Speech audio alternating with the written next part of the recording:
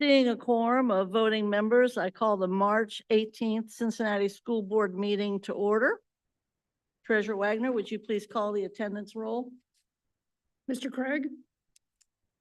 Mr. Lindy? Here. Ms. Mapp? Here. Dr. Moffitt? Here.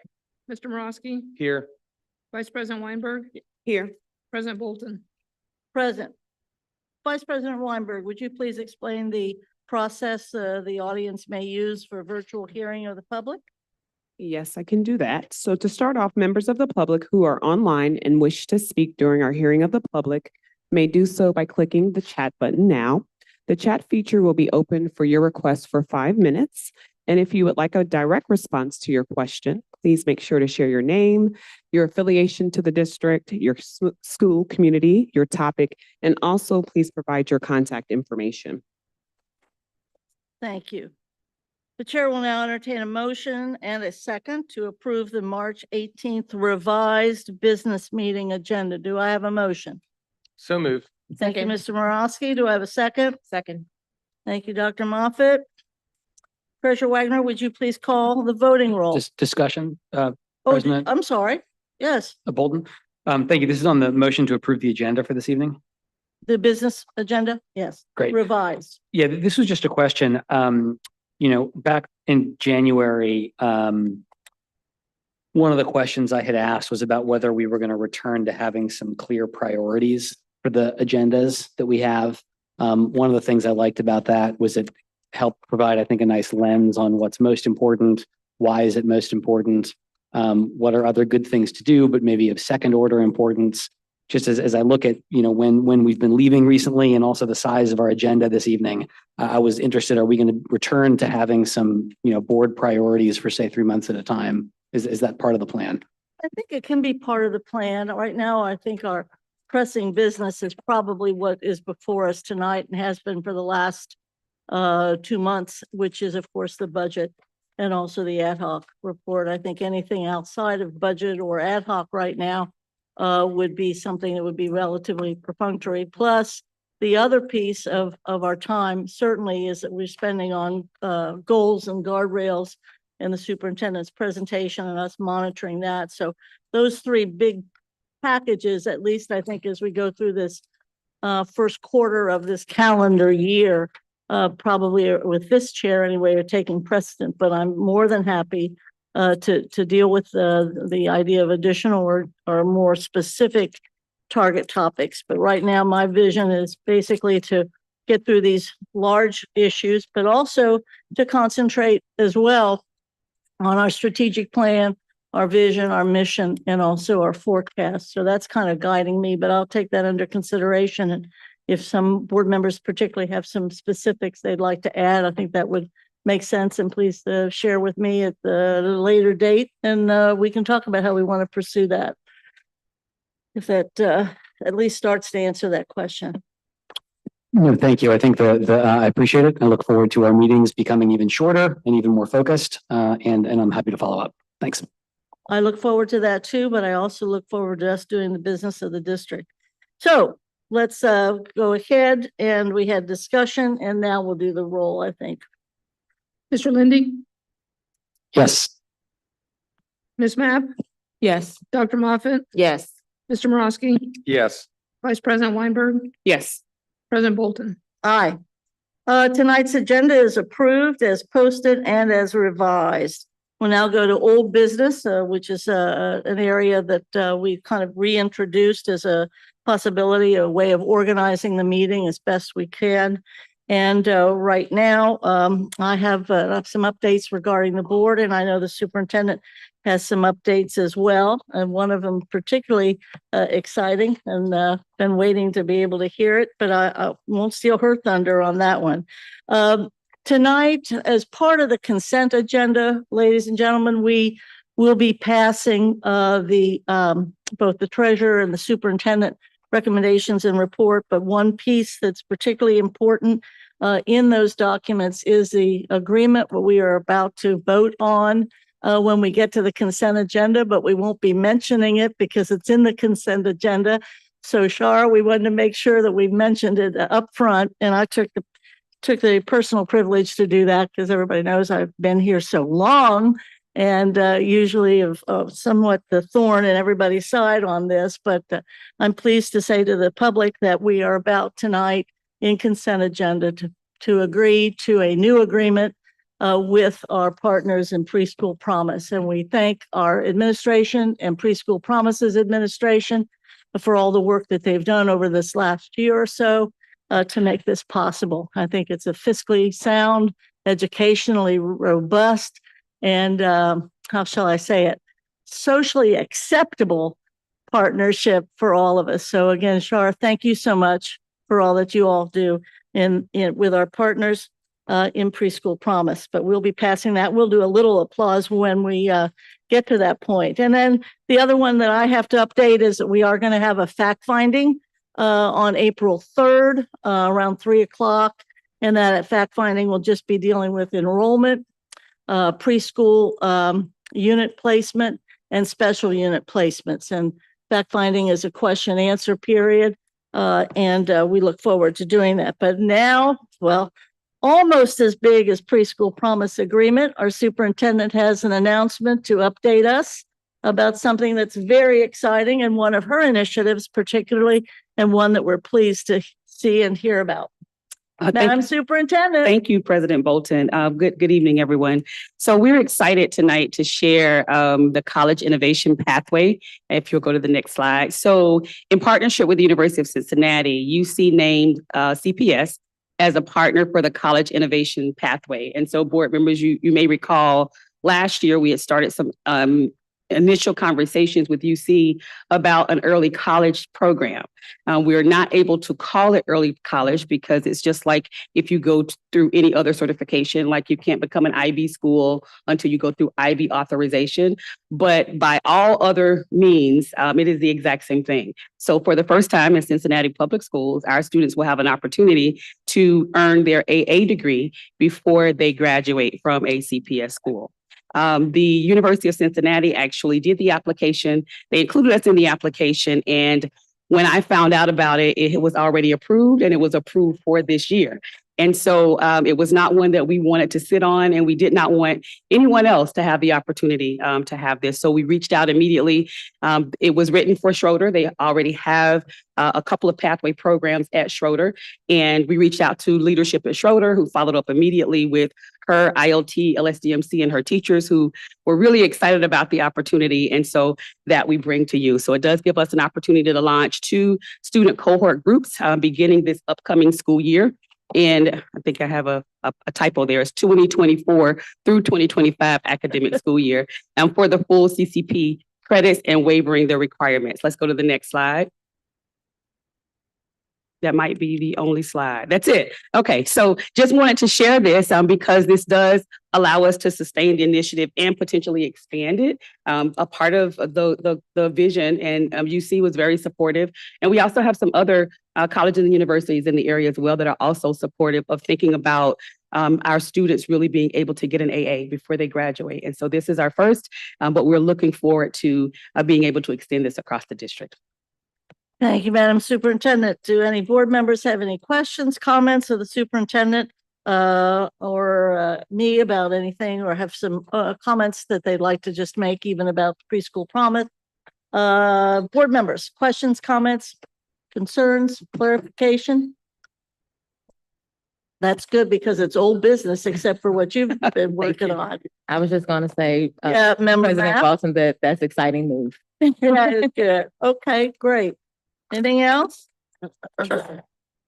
Moffett. I'll just offer congratulations to everybody that worked very diligently for college, the college opportunity, and for our Preschool Promise littles. There was a lot of hard work that went into that from the CPS side and the CPP side and the UC side. So thank you so much to everybody. Thank you. Any other comments? Vice President. I think I just will end with, I always love hearing great news. So thank you so much. I think this is going to help the meeting, for the rest of the remainder of the time. So we're all in good spirits with that. So thank you again. Let's see if we can keep it going. Yes. Anything else? Great. Well, you good? All right, and I also have some good news. Chairman Morosky, Chair of our Policy Committee, is going to be presenting tonight. It's still in old business because we've talked about this for a while, not a long while, but enough to make it old business. And I personally appreciate the Policy Committee's work and also all those folks that have advocated for this and brought it to our attention. And Mr. Morosky will take the floor and present this a resolution and also point out our special guests. Thank you, President Bolton. Anytime. It is, I am beyond thrilled to begin this meeting by recognizing some wonderful students, and activists and parents, teachers, administrators, everybody that helped this come to life. My first meeting I had as an elected person to the school board 7+ years ago was with a man named Chris about some green energy electrification initiatives. It's in my first notebook, first meeting at Coffee Emporium. And 7 years later, thanks to a lot of activists and students keeping this at the forefront, we are now here. So in fact, it is very old business, I guess. But what I want the students to hear, and I've been communicating, working with them, and I hope you have heard, you know, this is an example of when democracy, representative democracy, really can work. It's really easy to get despondent, I think, speaking for myself, looking at the news and how politics tends to operate. We've only had 3 policy meetings this year, and this was brought to us this year. That's lightning speed for your bureaucracy. And the reason it happened is because you all stayed on us. And you all did your research ahead of time, and you brought it to us, and you brought us solutions, which is why Mr. Chris Burkhart, who's our COO, he was wanting to take it seriously, not to speak for Mr. Burkhart. But even if we want to take something seriously, it's difficult if people just bring us something and say, do it. As people watching this meeting and have been part of these budget discussions know. And we're about to pass a resolution that's going to ask us to invest a ton of money that we don't have right now, but that we plan to have at some point, and we are going to commit to this because we know it's the right thing to do for the future, for kids, for education. And so it's my distinct pleasure, having been a part of this and being able to afford the opportunity to be part of a lot of really neat things as policy chair. This is one of the I think most impactful for years to come. And I wore my green shirt, not just because it's my kid's school, but because it's what who we're honoring. But it is my distinct pleasure to present a resolution to commit to renewable energy and electrification. But before I do that formally, if the students who are here, if you could please stand with the adults that you've been working with, so we can give you. I know there were more of you. Thanks for being here. I'll speak again for myself. I'm not an expert at much, but I do listen to young people and believe them. And thanks so much for helping us do our job better, you know, and hopefully we'll get some good stuff. You'll see some changes pretty quick, actually. If you've been in the meetings, Mr. Burkhart lets you know some things. The superintendents let you know some things that are already going to happen. And I really appreciate the superintendent taking this issue seriously. Again, this is something been brought up a few different times over the course of 7 years. And again, to get it done in 3 months is insane, really. It's wonderful. So thank you, everybody. And now I'll present it formally. So I move to adopt a resolution to commit to renewable energy and electrification. And I move this as it's written. Thank you, Chairman Morosky. Is there a second? Second. Right, we have a first and a second, and now we'll do the roll call. Did you want to have any discussion? I don't think there's going to be any discussion. I'm happy to hear it. If you got some, oh, Vice President. Go ahead. I'll be quick. I just wanted to say also a big, huge thank you to the students from Walnut Hills, you know, for just originally bringing this topic to health and safety, and then, of course, passing along over to policy chair. You did a great and amazing job, and I was really happy to be able to assist with that as well. I didn't write the resolution now, but you know, I'm thankful and I'm excited to see what we can do moving forward. And I'm just really proud of the students for having their own voice here. So thank you. Thank you, Vice Thank you, President. Vice President. Any other comments, questions, or discussion? If not, Treasurer Wagner? Mr. Lindy, Yes. Ms. Mapp, Yes. Dr. Moffat, Yes. Mr. Morosky, Yes. Vice President Weinberg, Yes. President Bolton. Aye. Thank you all very, very much. And thanks for being here tonight to see it be completed. Now you have to hold us all to it. I will also single out the treasurer who participated in this and entered a few phrases here and there about our capacity to do so financially. And this is important from a standpoint as this idea of being green and sustainable is part of our own forecast, which is part of our strategic plan that superintendent and the community and the board has worked through. So we're proud of that and really proud for your advocacy. But again, hold us accountable. We appreciate it and need that to happen. Do any members have any announcements or acknowledgements for this evening? That's remarkable. Mr. Lindy. I really don't need to go first if anybody else has one, but I appreciate it. No, thank you. I think folks who've been coming to our meetings know that I've been talking about this at every chance that I possibly can, and I'm going to do it again tonight. But CPS has the second highest math gains in the country among urban school systems post-pandemic. And I say that because I think it's a big deal. And I think that we are in the business of trying to make sure our students are graduating with an education that gives them real choices for the future. And so I'm incredibly grateful to the leadership of our administration, to the hard work of our teachers, our families. And I wanted to share also just some gratitude to our media. Since we were last here, I know I'd mentioned this opinion piece that was in the Enquirer. But since we were last here, two other pieces. One was the Herald had a nice piece about the CPS gains. And again, this is number 2 in the country among urban school systems for improvements for student learning in math post-pandemic. So thank you, Herald, for covering this also. And I also want to thank the Enquirer again. They were kind enough to publish an op-ed that I wrote in Sunday's newspaper, reflecting on these last 2 years, where I think, top of my list for the wins we've seen is this improvement in student outcomes.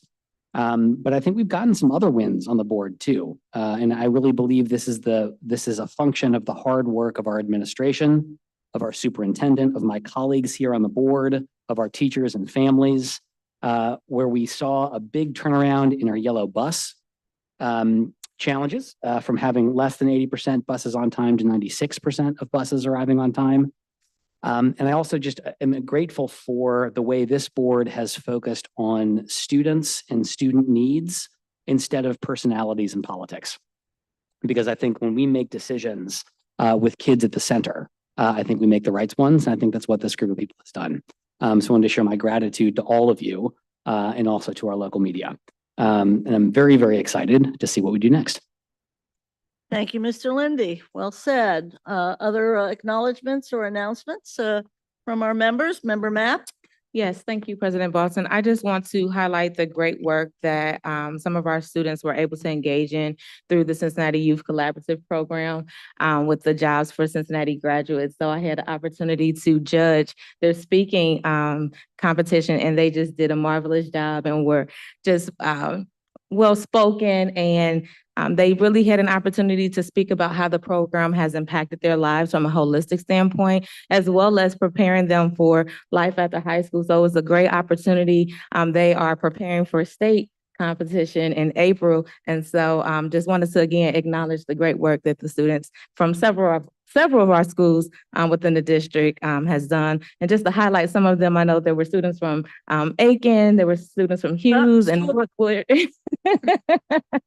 So again, just wanted to just give a kudos to those students and CYC program. Thank you, Member Mapp. Other comments, announcements, acknowledgements? Dr. Moffitt? So I do not have my slides. I like to take pictures everywhere, but I do want to say, and I'll have them next time, but ABC and CPS put on a wonderful, wonderful presentation, International Jazz Fest. And so if you missed a free date night at the Aeronauts, you missed it because it was awesome.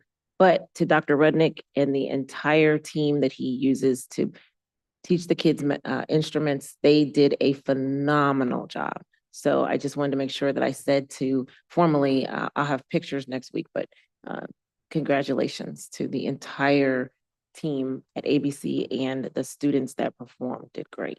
And you might want to add a bit about Mr. Leshner. Yes, at the 20th anniversary of Activities Beyond the Classroom, besides the wonderful International Jazz Festival, it was also a celebration of the service of Brian Leshner for 20 years, who helped invent the Activities Beyond the Classroom and moved us from having our athletes not even have appropriate equipment or training or trainers or coaches, let alone even proper uniforms from 20-some years ago to where now we can compete and do compete just about everywhere. And we're proud of that, and has expanded beyond athletics and into the arts, as witnessed with the International Jazz Festival, also into leadership, and also all sorts of clubs and activities after school. And without them, this urban district would be at a loss to provide this kinds of services that our kids and our teenagers deserve. And we appreciate the work and the partnership. So thank you, Dr. Moffett. Any other, Treasurer Wagner? So I have a kudo. Is this the appropriate time to share? Absolutely. Rob, would you mind bringing up my kudo? So while he's doing that, we had a site visit from the Ohio Department of Education and Workforce. They brought down, that was March 5th through 7th. They spent 3 days here. They brought 13 consultants down. Over those 3 days, they visited 22 schools, 5 satellites and 3 non-publics. I'm sorry, put my glasses on so I can read it right. 8 non-public schools. They also visited all 3 of our big ESSER projects. So what they were doing was an audit that they do every 4 or 5 years. The last time they were here was in the winter of 2018 because this year's was delayed because of COVID. They didn't come on site. So we had 34 central office staff members help that came from 13 different departments. So a big kudo to the superintendent and her staff. They were very supportive. They helped the grants team of 6 people get ready for this huge audit. They spent weeks trying to prepare reports for them. And also to the 22 principals that they visited, they were marvelous. They had, we also had 3 Hamilton County educational consultants with us. And then these are just a couple of the comments they made during their exit conference. They promised to have the audit results to us in 6 weeks. So when we get those results back, we'll share. But can you hit the next slide, Rob? So these are just some of the comments they made. I won't read them to you, but they were very positive. They were very complimentary about the parents and the community members that were in our schools and how aligned the staff were, how well-informed our principals were about their title budgets and their programming. Great fiscal transparency, of course, you know. And so it was just really exciting to hear that. And so I wanted to celebrate. I invited the grants team to come down to stand up, but they're too shy. They don't like public praise. So we'll have Mr. Gustin, who's over the grants team and helped organize all that. Just wanted the board to see how awesome that went. So thank you. Great news. Thank you, Treasurer Wagner. And thank you to all that did that. How many times we have outside and inside forces reviewing what it is that we do. If that's what we have, then we know that the superintendent has some acknowledgements. I think you might have some retirements as well. Thank you, President Bolton. So for our civil service retirements, we have Ms. Patricia Planets, a paraprofessional at Parker Woods Montessori, and one of our custodians, Charles Ross at Midway School. Let's give them a round of applause for their service. Yes, thank you for your service.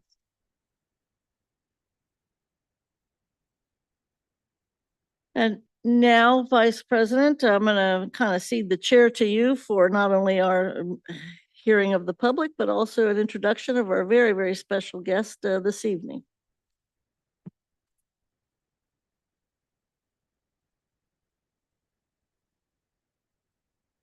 Alrighty, at this time, I would like to take the privilege to welcome and introduce our guest here today. Her name is Sally S. Green, President of the Ohio School Boards Association, also known as OSBA. President Sally S. Green serves as the 2024 President of the Ohio School Boards Association. She is in her 19th year on the Tuscarawas, did I say it correctly? Tuscarawas Valley Local School Board of Education in Tuscarawas County, where she previously served as board president and vice president and was the district's student achievement and legislative liaison to Ohio School Board Association. Green is a member of OSBA's Board of Trustee, Executive Committee, Legislative Platform Committee, the Black Caucus, Federal Legislative Advocacy Group, Capital Conference Planning Task Force, Diversity and Equity Committee, Student Achievement Leadership Team, and the Ohio High School Athletic Association School Board Liaison Committee. She also has served on the association's Investment Committee and Nominating Committee. She is a member of OSBA's Northeast Region Executive Committee and served as the region's president in 2022. In 2020, Green was recognized as an OSBA Master Board Member. Green and her husband, David, have 2 children and 6 grandchildren. Let's welcome President Green to the podium.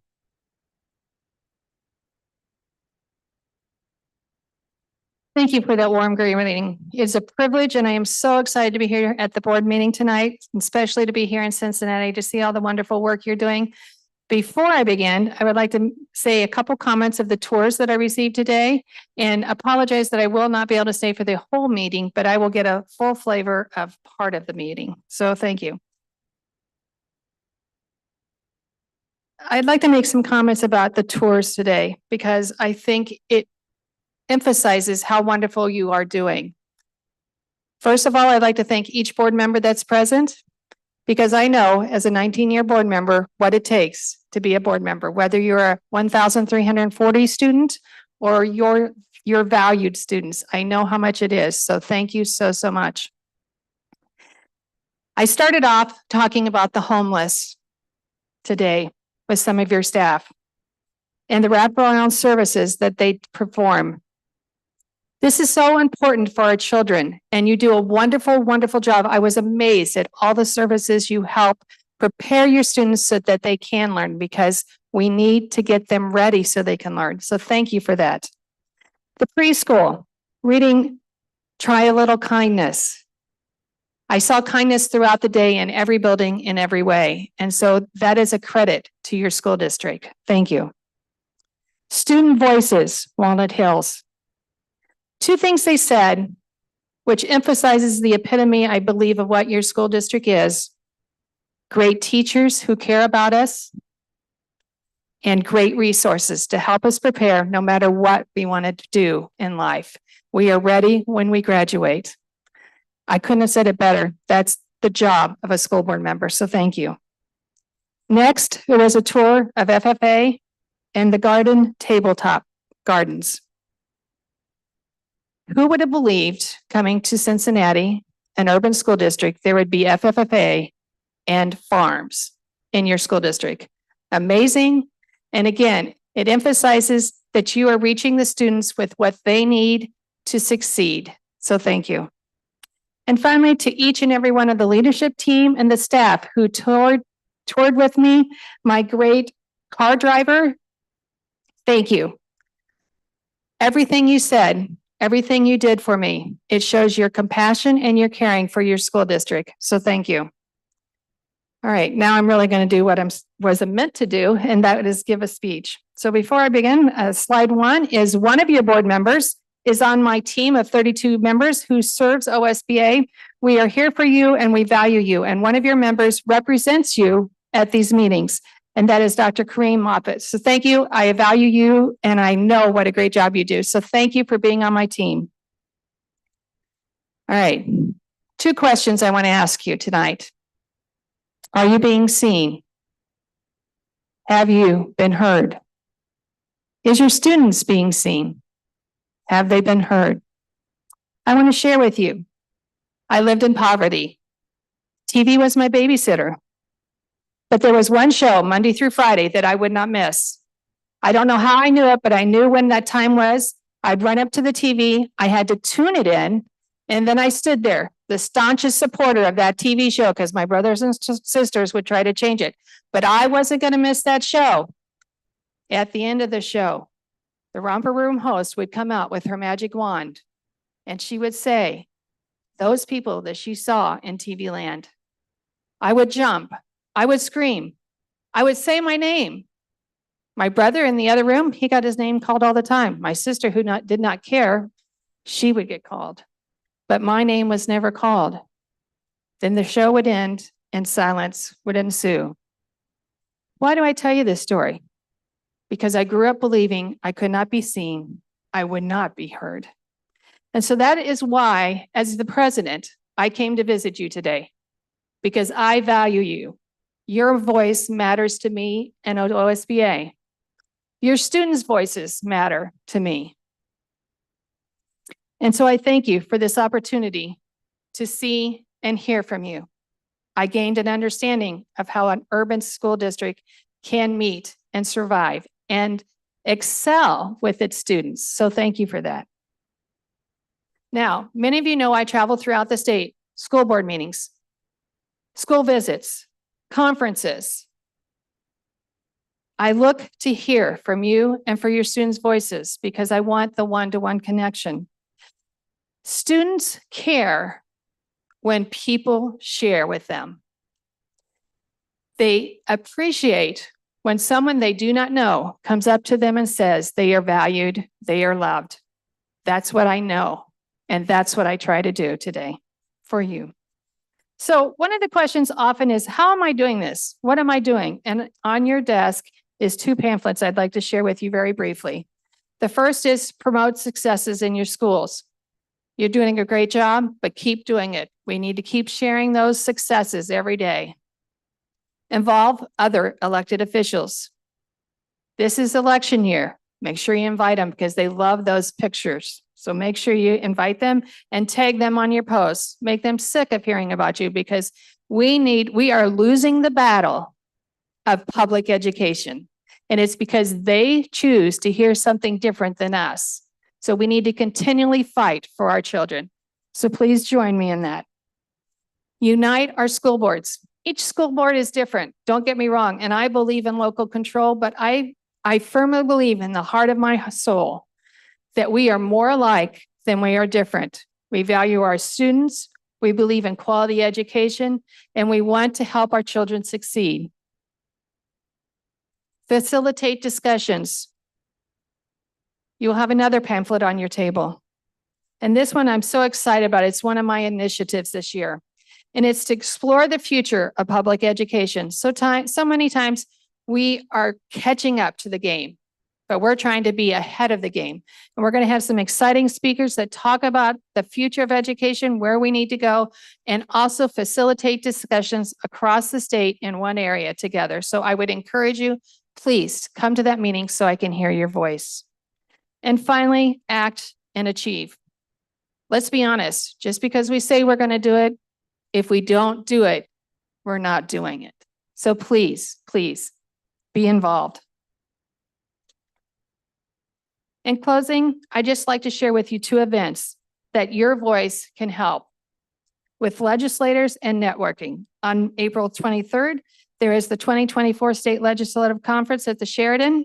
And on May 3rd and 4th is Board Leadership Institute, where only board members meet to network and to learn together about the future of education and about problems and challenges that we're having in our districts that we can network with. So I would encourage you, if you've never gone, I would encourage you to go to those. I would ask you that in 2024, you continue to make every child feel loved and accepted as you have for me today. In closing, please remember that your voice matters to me and all your students throughout Ohio. Believe in you and thank you for your work. In closing, I would just like to say, I don't need that magic wand in DeMar. I see you, and please know that I believe you are special, you are loved, and you can make a difference. So thank you. Thank you.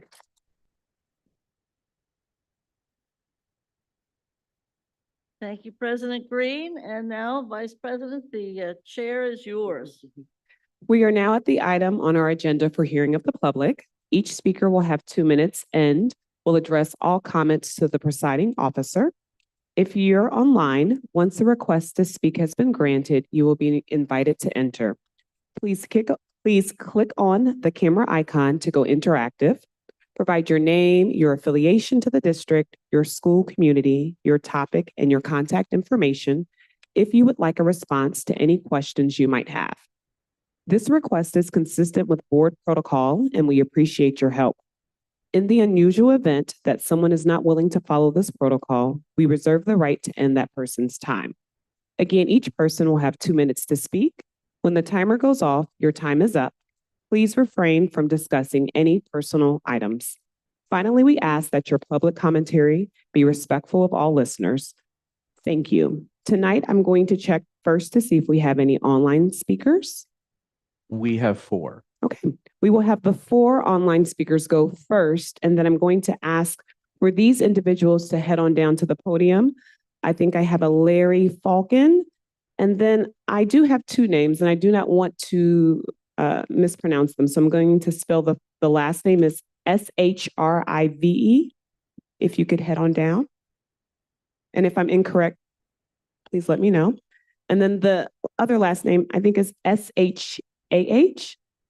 Thumbs up if that's correct. Thumbs down, maybe. Okay. So if the 3 of you could wait at the podium or at least along the wall, there are also seats in the front that you can sit down at. We can go ahead with the online speakers first.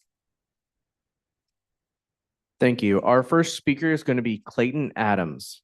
Clayton Adams, go ahead. All right. Good evening, members of the board. My name is Clayton Adams, and I'm on the CFT Executive Council, elected by my teaching peers to represent them. I am here tonight to speak about the complete disregard this administration has had for the CFT collective bargaining agreement. Specifically, I'm talking about the transfer round process. I've worked for this district for 9 years, and the transfer round process always starts the second week of February. It's now March 18th, and the transfer rounds have not begun. This is a clear violation of the collective bargaining agreement, and the total lack of regard for the contract is creating chaos within the district. It's stated in the CBA that internal candidates always have the first opportunity to apply for any open teaching positions within the district. This means the district should not be hiring any external teaching candidates prior to the transfer rounds. And if they do hire external candidates, they should only be offering these potential employees blanket contracts. Those of us at CFT would like to know if this policy is being followed. When teachers agreed to work for this district, they were told they would have the first opportunity at internal teaching vacancies. This specific transfer round policy is something that helps us recruit and retain teachers because it gives them flexibility and control over their own career. It's starting to feel like this administration is attempting to put an end to the transfer round process, which is something I hope that you as school board members will not stand for. Teachers deserve to be treated like professionals. Following the collective bargaining agreement isn't optional. You don't get to pick and choose which parts you follow. Many teachers are asking, what are the consequences for not following the collective bargaining agreement and leaving thousands of CPS teachers in the dark? Thank you. Thank you so much. Thank you. Our next speaker is Abby Friend. Abby, please go ahead.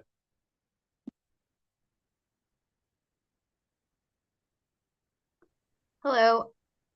Thank you for allowing me to speak tonight. I'm the parent of an 8th grader at SCPA and a member of the Cincinnati Educational Justice Coalition. I'm here tonight to share my concern about the proposed cuts to the transportation budget for next school year due to the loss of ESSER funds. I'm concerned that the administration and board have not conducted enough community engagement around these issues and instead have chosen to entertain cuts that would set our district on a race to the bottom.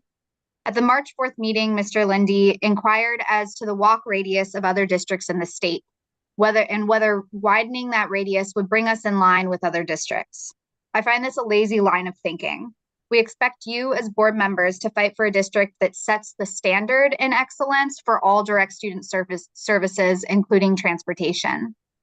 In my neighborhood of Northside, with these changes, we would see our neighbors with children crossing Virginia Avenue to get to either public school in our neighborhood. A couple weeks ago, a car slammed into the building on the corner of Virginia and Chase and destroyed the front column there. This is just one of many areas in the city where children would be interacting with cars that drive well over the speed limit just to get to school. On top of that, families without cars would be expected to walk up to 8 miles a day just to get their children to and from school. Many families in the city do not live close to a metro line, so students and families would have to walk miles to get to the bus and then face the long commute again just to get to school. This is too much of a burden to put on CPS families. Our communities value pedestrian safety, and these changes deeply impact student safety and attendance. We should be increasing student and family accessibility to transportation, not cutting those services. Thank you. Thank you. Thank you. Our next speaker is Hannah M. Hannah, go ahead. Hi, I have a child at Aiken, Mount Airy, and AWL. My question is also about the transportation. If you guys could maybe put out a statement about if it does pass for the upcoming school year about cutting transportation, are you guys going to allow parents to get a chance back in the lottery? 3 out of my 4 children would lose transportation, and they wouldn't have a way to school. Also, if someone could contact me, because I've had several issues in regards to my children at Mount Airy, and there is no support.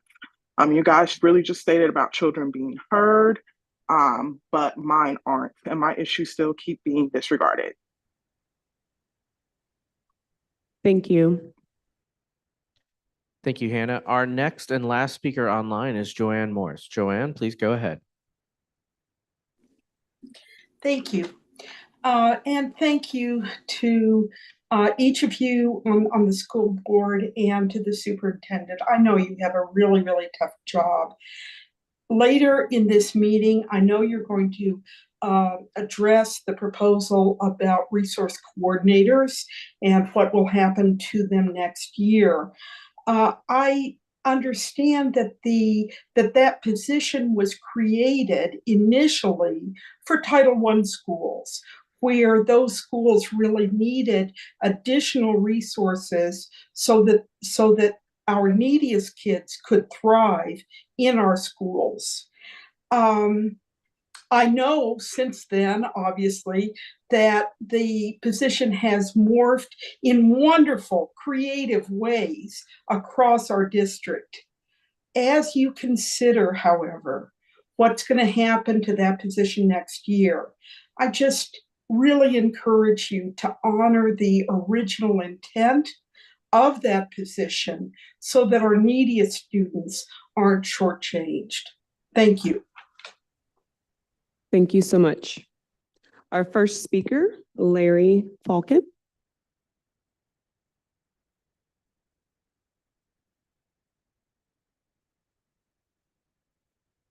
Good evening, school board members. I'm Larry Falcon. I'm a resident of Pleasant Ridge. And I'm here this evening mostly just to say thank you, both for the opportunity to speak to you this evening, but more for the resolution that you passed a few minutes ago dealing with renewable energy and electrification of the schools. Some of you know that before I retired, I was the Director of Sustainability for the City of Cincinnati. And in that position had the experience of implementing sustainability initiatives and doing it in a way that both protected the planet and saved money for the city. And it would be hard to tell which is a higher priority here, environmental responsibility or fiscal responsibility, but it's very possible to do both. I know that that's the road that you're setting out on this resolution to electrify and institute renewable energy. And so I appreciate your willingness to do it. And I'm here tonight just to say thank you. Thank you. Next speaker is Somi Shrive. And then our next speaker, if you could come on down, you can have a seat near the chair so that you're closer to the podium as well. Thank you. Hello, my name is Somi Shrive, and I'm a member of Sunrise Movement at Walnut Hills High School. Tonight, I'm speaking on behalf of myself, friends and family, as well as all CPS students hoping for a safe and clean future ahead of them. When I tell you that you are making the right decision, and I'll have you know that we are not done. We will continue to fight for electrification as long as we can stand. Thank you for supporting Sunrise Movement in our journey to a greener CPS and a greener Earth. Thank you. Thank you so much. Our next speaker, Ms. Shahar. My name is Naina Shah, and I'm a theoretical physicist, and I'm also the education chair of the Cincinnati Permaculture Institute, which is totally devoted to resilience and regenerative movement in Cincinnati. And I'm also on the Green Schoolyard Action Network and an activist at heart. So I just wanted to say from all these perspectives, I want to thank the whole board and especially Mike Morosky for this CPS, Electrify CPS resolution that was passed. And I was here when it was introduced. And I just wanted to complete the loop by saying thank you. And it was so efficient. I felt like I just blinked in between and the resolution was passed. So it's really inspiring to see that when everyone comes together, how things can move. And I just want to say that we are here to stay and we are going to all stay organized. We are not going to lose steam and we are going to constantly keep asking what's happening next and what's the timeline. So it would be wonderful to have a timeline at some point. And I just also want to say that thanks to this resolution, I got a chance to interact with some amazing students. They're both, I think, busy with something, but Sophie and Audrey, who were the Sunrise Movement students, they invited me to give a talk in Walnut Hills. And I met them through this, and we are going to do a workshop on permaculture and all sorts of things are happening.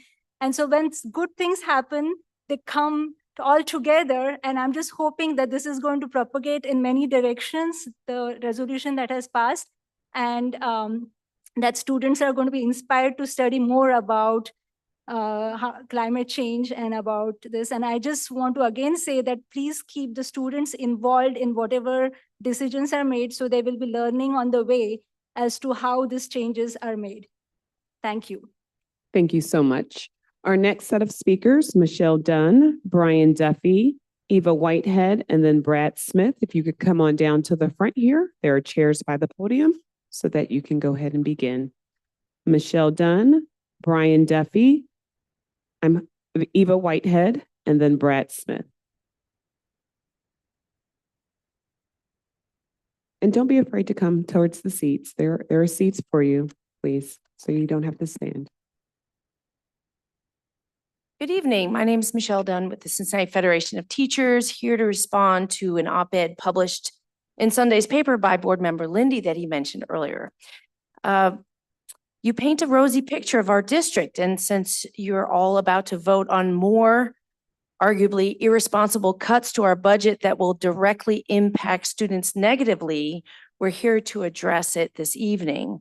The disruption and delay from this administration continues to find our district in breach of contract, among other things, on our staffing timelines.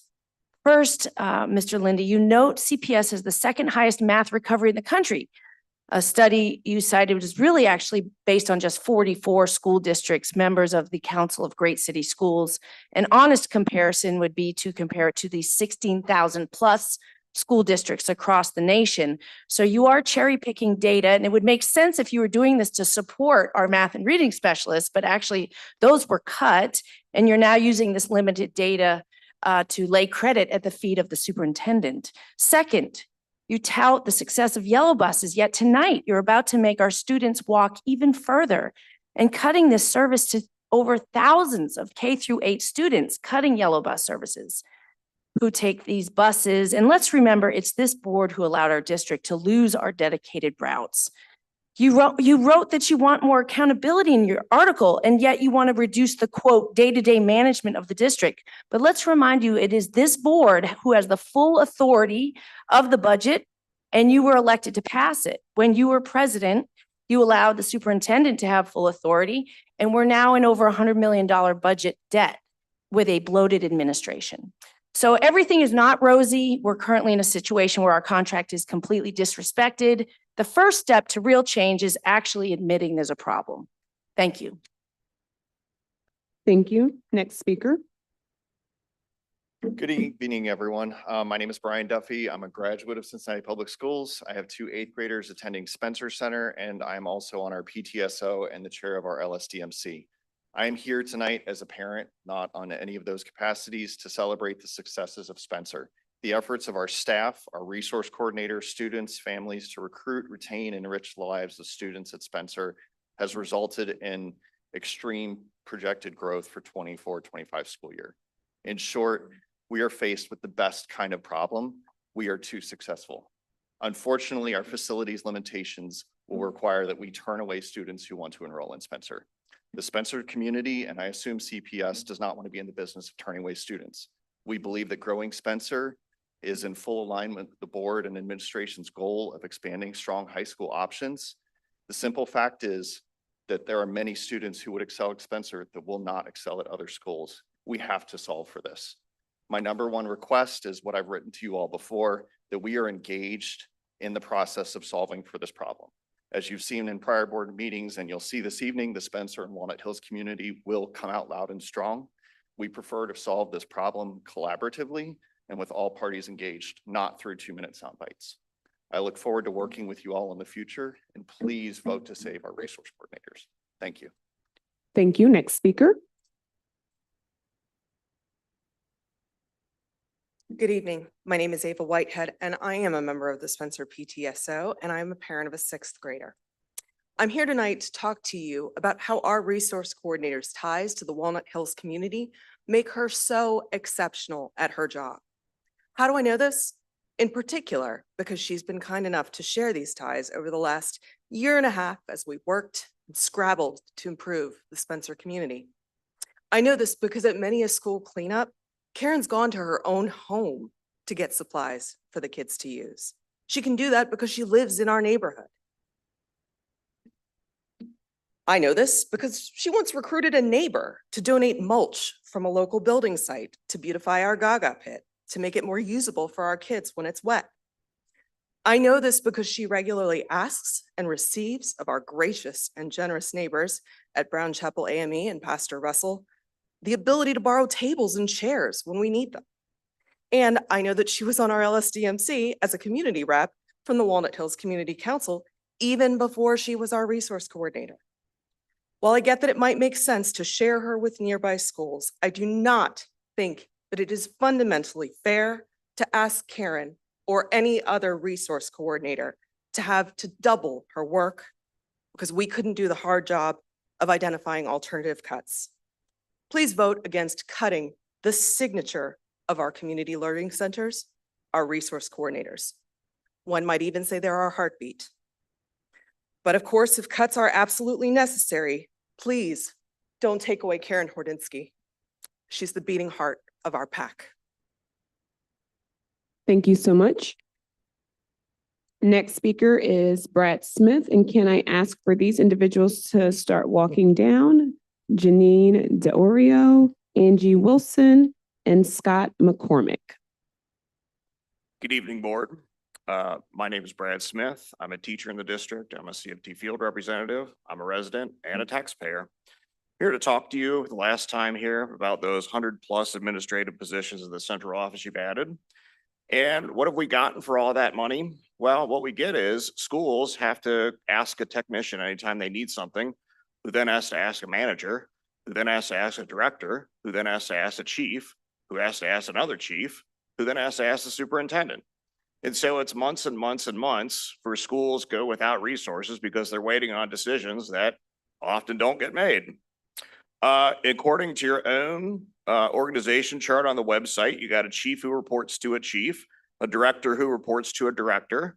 You have people who have jobs that don't even know what they're doing in their job, and they openly admit that. I also want to point out that you went from 1 superintendent and 4 assistant superintendents to a superintendent and 10 chiefs. Their total compensation comes out to $2.1 million. When you add in the treasurer and the 2 chiefs in the treasurer's office, now we're talking $2.7 million. That does not include the 100% of the health care that you pay. I pay for my health care, they don't. It doesn't include a car allowance for somebody that actually has a driver. And what do we get for all that money? What we get is a treasurer who found $19 million of revenue that didn't exist. According to the numbers she gave the state, transportation costs $33 million, yet says it cost $54 million. Well, there's $20 million that you need to save. So again, overestimating expenses, underestimating revenue. Also, we're getting school budgets 3 months late. We can't hire outside people as a result of that.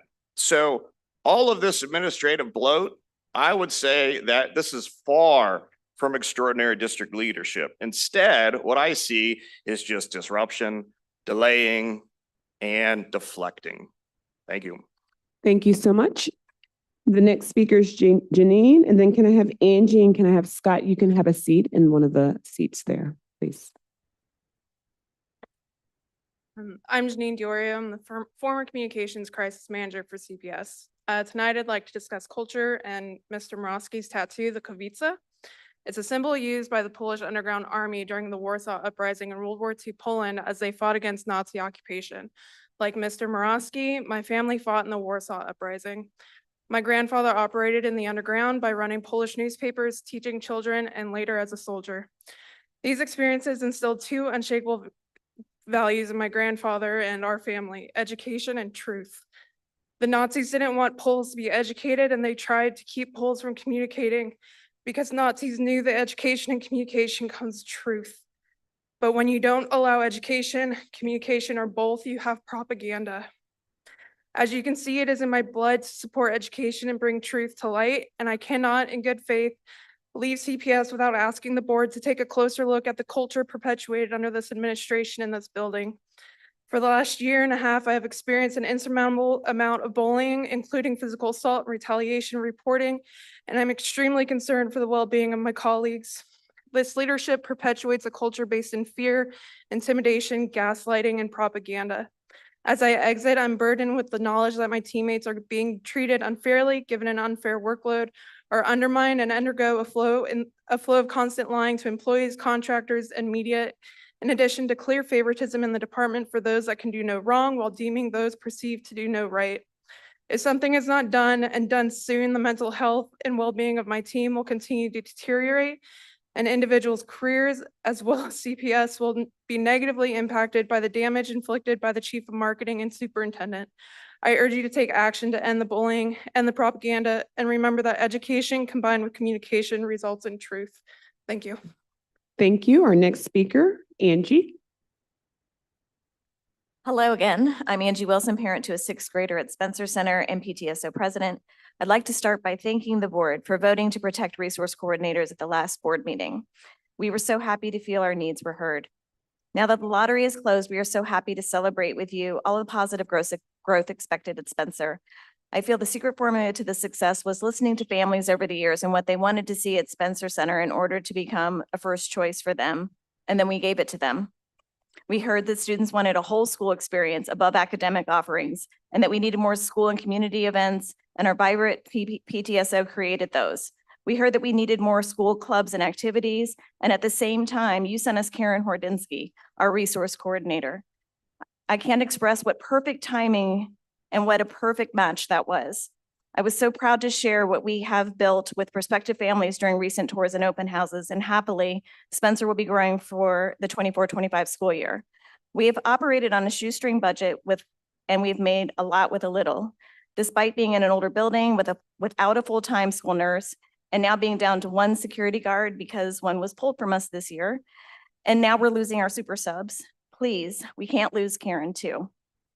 As we prepare for these new families next year, we need our resource coordinator even more. We need to maintain what we have created. We need her gifts as we transition through this growth. We need the knowledge of our resource coordinator who has been in the building for the last 2 years and who is partially responsible for our growth. Dividing her role to do double the work for 2 schools is just not feasible, nor is it equitable. Both schools will lack. I keep coming back here because I deeply believe that my ask is just that important. Please protect the success story at Spencer Center, and please vote to keep the RC position in our school. Thank you. Thank you. Our next speaker is Scott, and can I ask for Georgie Wadsworth and Julie Sellers to come down near the podium? Thank you for recognizing me tonight. I'm Scott McCormick. I'm a parent of 2 children at Spencer Center. I'm a member of the LSDMC. I'm also the PTSO business manager. I'm asking you to vote to keep our resource coordinator, Karen Hordinsky. Spencer Center has the widest range of grades from 3 to 12. And that requires a variety of age-appropriate after-school enrichment programs, and Karen supports those needs. We have one person coordinating all those programs for such a wide range of grades, and with our upper school growing, we need her skills and support. The CPS's board's vision sparked the success at our school. Now we ask that you let us continue growing the school. Karen's efforts, both in the community and in the enrichment programs, have been wildly successful. Please, don't take it away now. If we lose our resource coordinator, the PTSO cannot step in and do what Karen does with community outreach, enrichment, or the funding. As a small school, a newer school, our resources and our donor base are limited, as we don't even have enough alumni yet to financially support the programs like other schools are capable of doing. We need you to vote to support our growth, and we believe our resource coordinator is key to our success, which is ultimately your success. Please do everything you can to help us. I appreciate it. Thank you. Next speaker. Hello, my name is Georgie Wadsworth, and I'm a member of the Spencer PTSO and a parent of a sixth grader and prospective third grader. And just so you know, I have anxiety about public speaking, so I never speak, but this is how important keeping Karen is to me. She is phenomenal. We've been at Spencer for 4 years, and the last 2 years have made such a difference with her being there. She's in the building every day. She cares. She's brought things that we need. We just love her. So I just keep it short and sweet. Please don't cut resource coordinators, but especially please don't cut Karen. Thank you. Thank you so much. Our last speaker, Julie Sellers.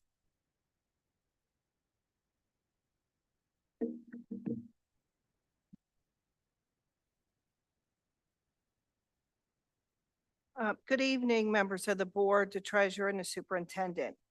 In this evening's presentation that you're going to give later this evening, the presentation titled Title I Positions and Requirements.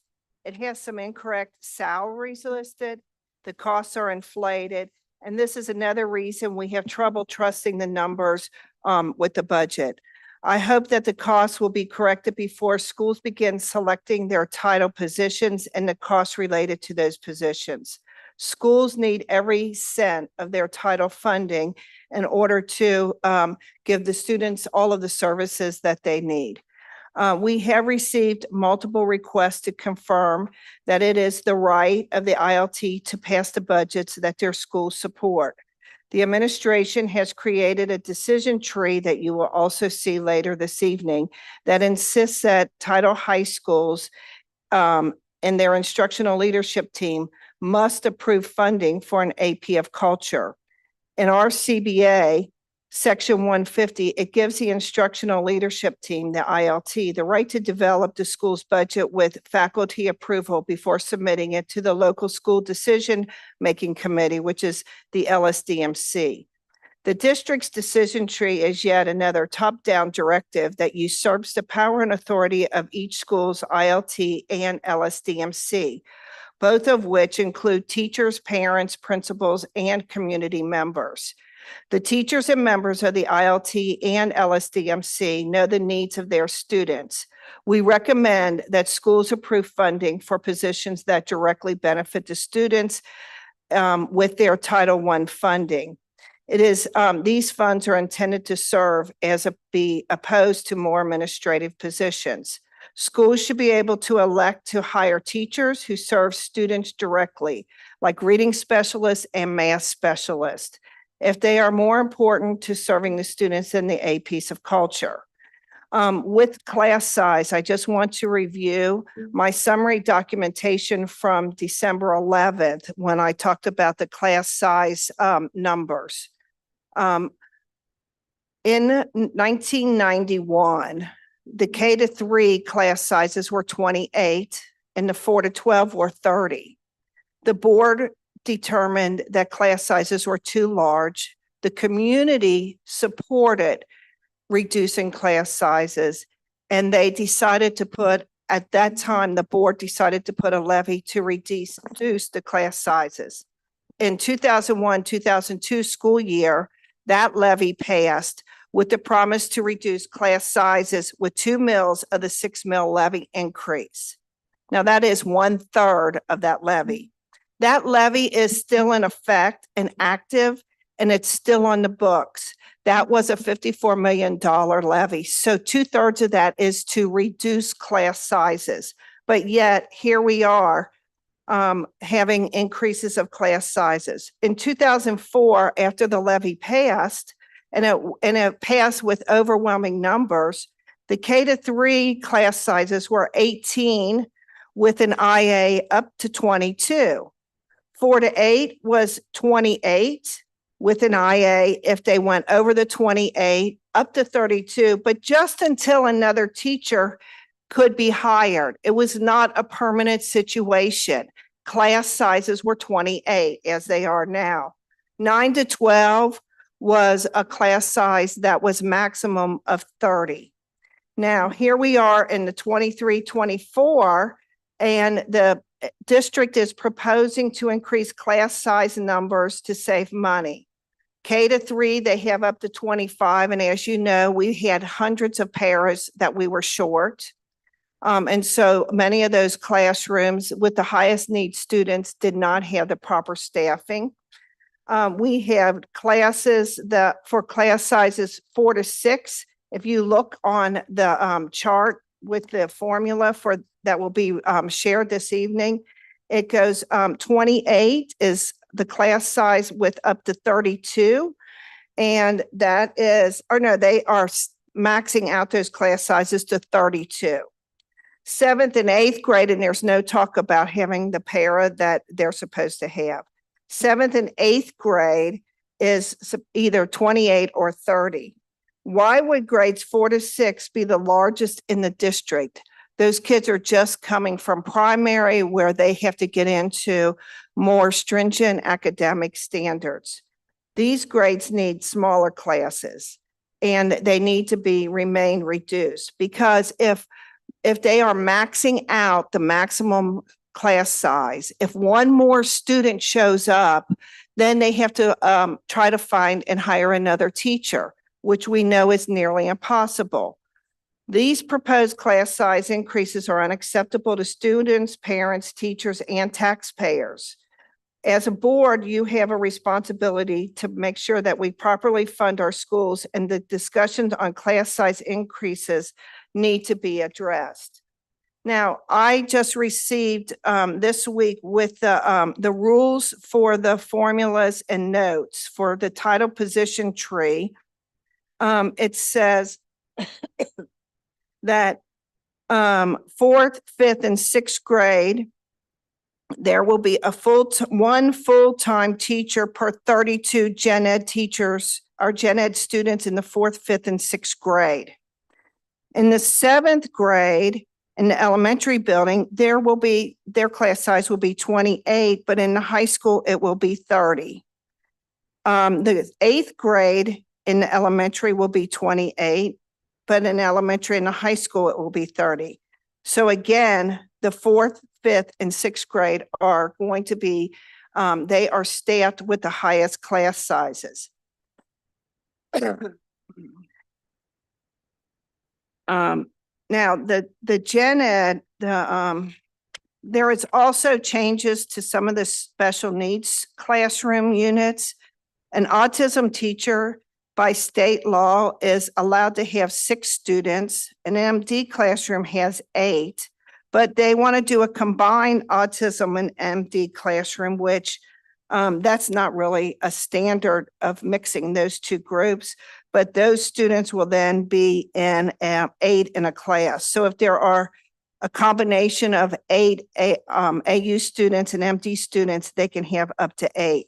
And we know that in all situations, that is not something that is manageable for most classrooms.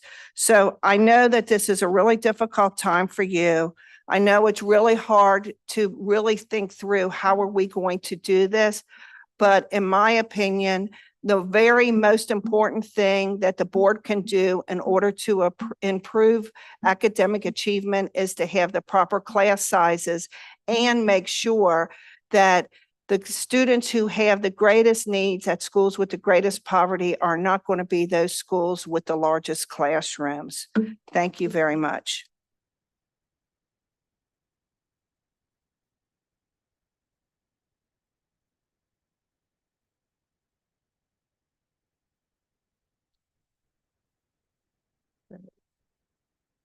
Thank you so much. Thank you all, and thank you, Vice President, for facilitating those comments. Tonight's presentation will be shepherded and presented by our superintendent and treasurer. Superintendent, let's have you get started if we could. Great, thank you. So we are starting with our goals and guardrails review for tonight. We will be covering, if we go to the next slide, tonight we'll be covering third grade reading, sixth grade reading, which is our goal 2, and our interim data for Algebra 1. Just to review the goal, the first goal is the percent of third graders proficient in reading on the Ohio State test will increase from 47.5% in June of 2023 to 61% by June of 2027. Next slide. So the percent of third graders proficient, I just gave the information in terms of the overall goal. And looking at the data, we're looking at it 2 ways, just as we did previously, so that we're also able to think about how we're looking at cohorts also. So for our third grade students, this is one of our goals that is on track. When we think about our target for this year, our goal is to get to 48% by the end of the school year this year on OST. Last year, we were at 47%. Actually, we set the goal before the data actually came out, so we were closer to the target than we anticipated. And when we look at the data, our increase from last year to this year, we see a pretty significant increase for our third grade students. Last year, overall, they were at 37.3% in the winter, and currently they're trending at 43.6%. Also of note, of course, we do expect, as we shared, an increase in the data from the fall to the winter. So just kind of staying with this particular slide and looking through each of the other areas, we do want to note that from last year to this year, in each of the areas, we do see increase. We see increase from where we were in the winter for third grade to where we are in the winter right now for third grade. And so thinking about the overall improvement in the change in points. So for and I reference change in points, but that's really improvement for students. So want to make sure that we capitalize on that. Specifically, our largest areas of growth are gen ed students at 8.1%, and our multiracial students, our white students at 7.7%. And of note are our economically disadvantaged all across the board at 8.1%. So did want to make sure we share that early on, all the data on the slide referencing our third graders and their proficiency. Next slide.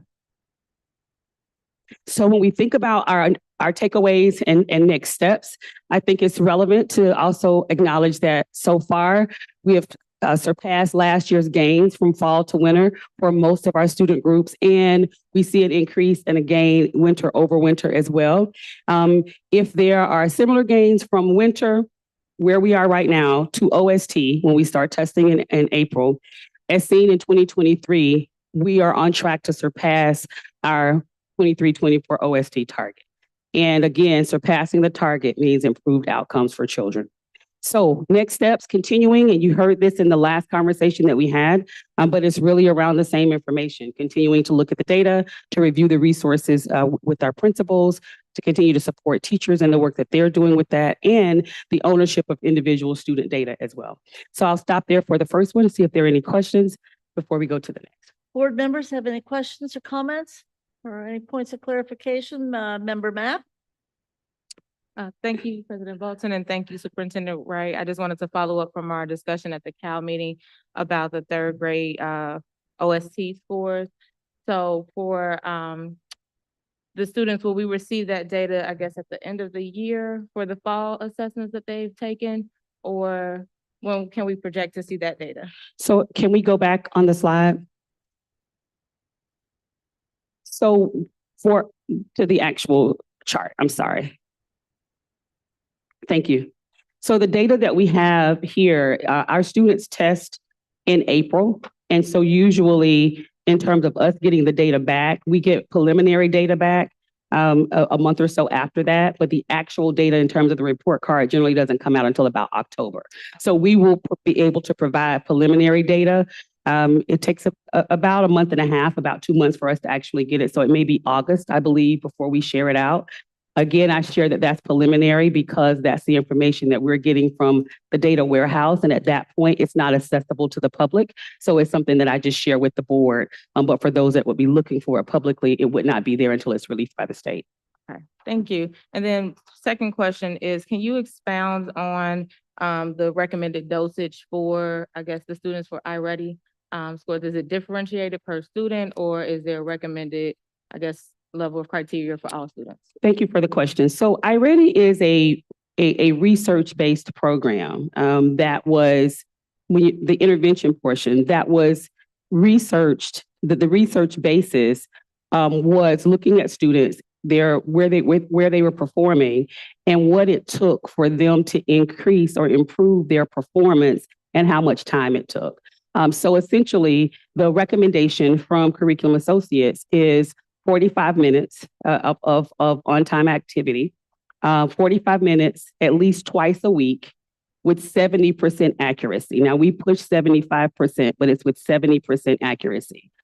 So at least 2 lessons, which is about 45 minutes, twice a week with 75% accuracy. The reason for that is because each time the students take the assessment, when they do the activity, at the end of the activity, whether it's reading or math, it gives the student a projected score based on their performance. So what the research base says is if they maintain that from the fall when they take the assessment to the winter when they take the assessment, then you're able to see the improvements with the students and their performance. So that's why it's really important for them to do the lessons, but to also take the lessons seriously. So as we dig into the data, we find some instances where the students are completing their lessons, but they're not always getting the level of accuracy that you're looking for. I also want to call out, just while we're talking about iReady as well, that it is not to be assumed that iReady is the only reason that our students are having improvement. Our students, you often hear me say tier 1 instruction. That's coming directly from our teachers. Our teachers are giving them the tier 1 supports that they need in the classroom. They are working with them around the overall expectations for grade level performance. The intervention allows students to work on their own at their own pace. But there are also skills lessons that go along with that teachers are also able to work with students in small groups. Our paraprofessionals are able to work with students in small groups as well. Many of our tutors are doing the same thing. So it's a triangulated approach in terms of how students are looking at the work that they're doing and how they're showing improvement. Thank you so much for that. I think it provides a deeper depth of knowledge, not only for myself, but for the general public about how our students are improving based off of those specific details regarding the intervention. So thank you. Thank you. Thank you, Member Mapp. Other questions, comments, Dr. Moffett? So thank you so much for this data and the update. Is there a correlation between iReady scores and state assessment scores? Absolutely. Thanks for the question. So there is a correlation. There's a correlative study that was done for both iReady and for MAP in WEA. And the correlation essentially says, and we found it in our own data, but it says that in terms of accuracy, it's about 80%, a little bit higher, but 80 to 85% accurate. So what that means is if students are showing proficient on the iReady assessment, MAP is the same, then 85 to 86% of those students actually show proficient on the state assessment. And that's for both of the assessments we use. The difference in the two assessments is the the iReady assessment specifically is both diagnostic and prescriptive. So not only does it identify how students are doing or where they have deficit, it also gives them an individualized plan for how to improve that. But yes, to answer the question. Any other questions, comments? Mr. Lindy? Thank you, President Bolden. I really appreciate the data. I find it very helpful. I'm getting better at reading this table. I have fewer embarrassing questions to ask about what I don't understand, and I appreciate everyone's patience with my questions for the last couple of meetings on this. I just wanted to say that I think from my perspective, the most important civil rights and social justice issue in America is whether or not our education is preparing kids to have choices.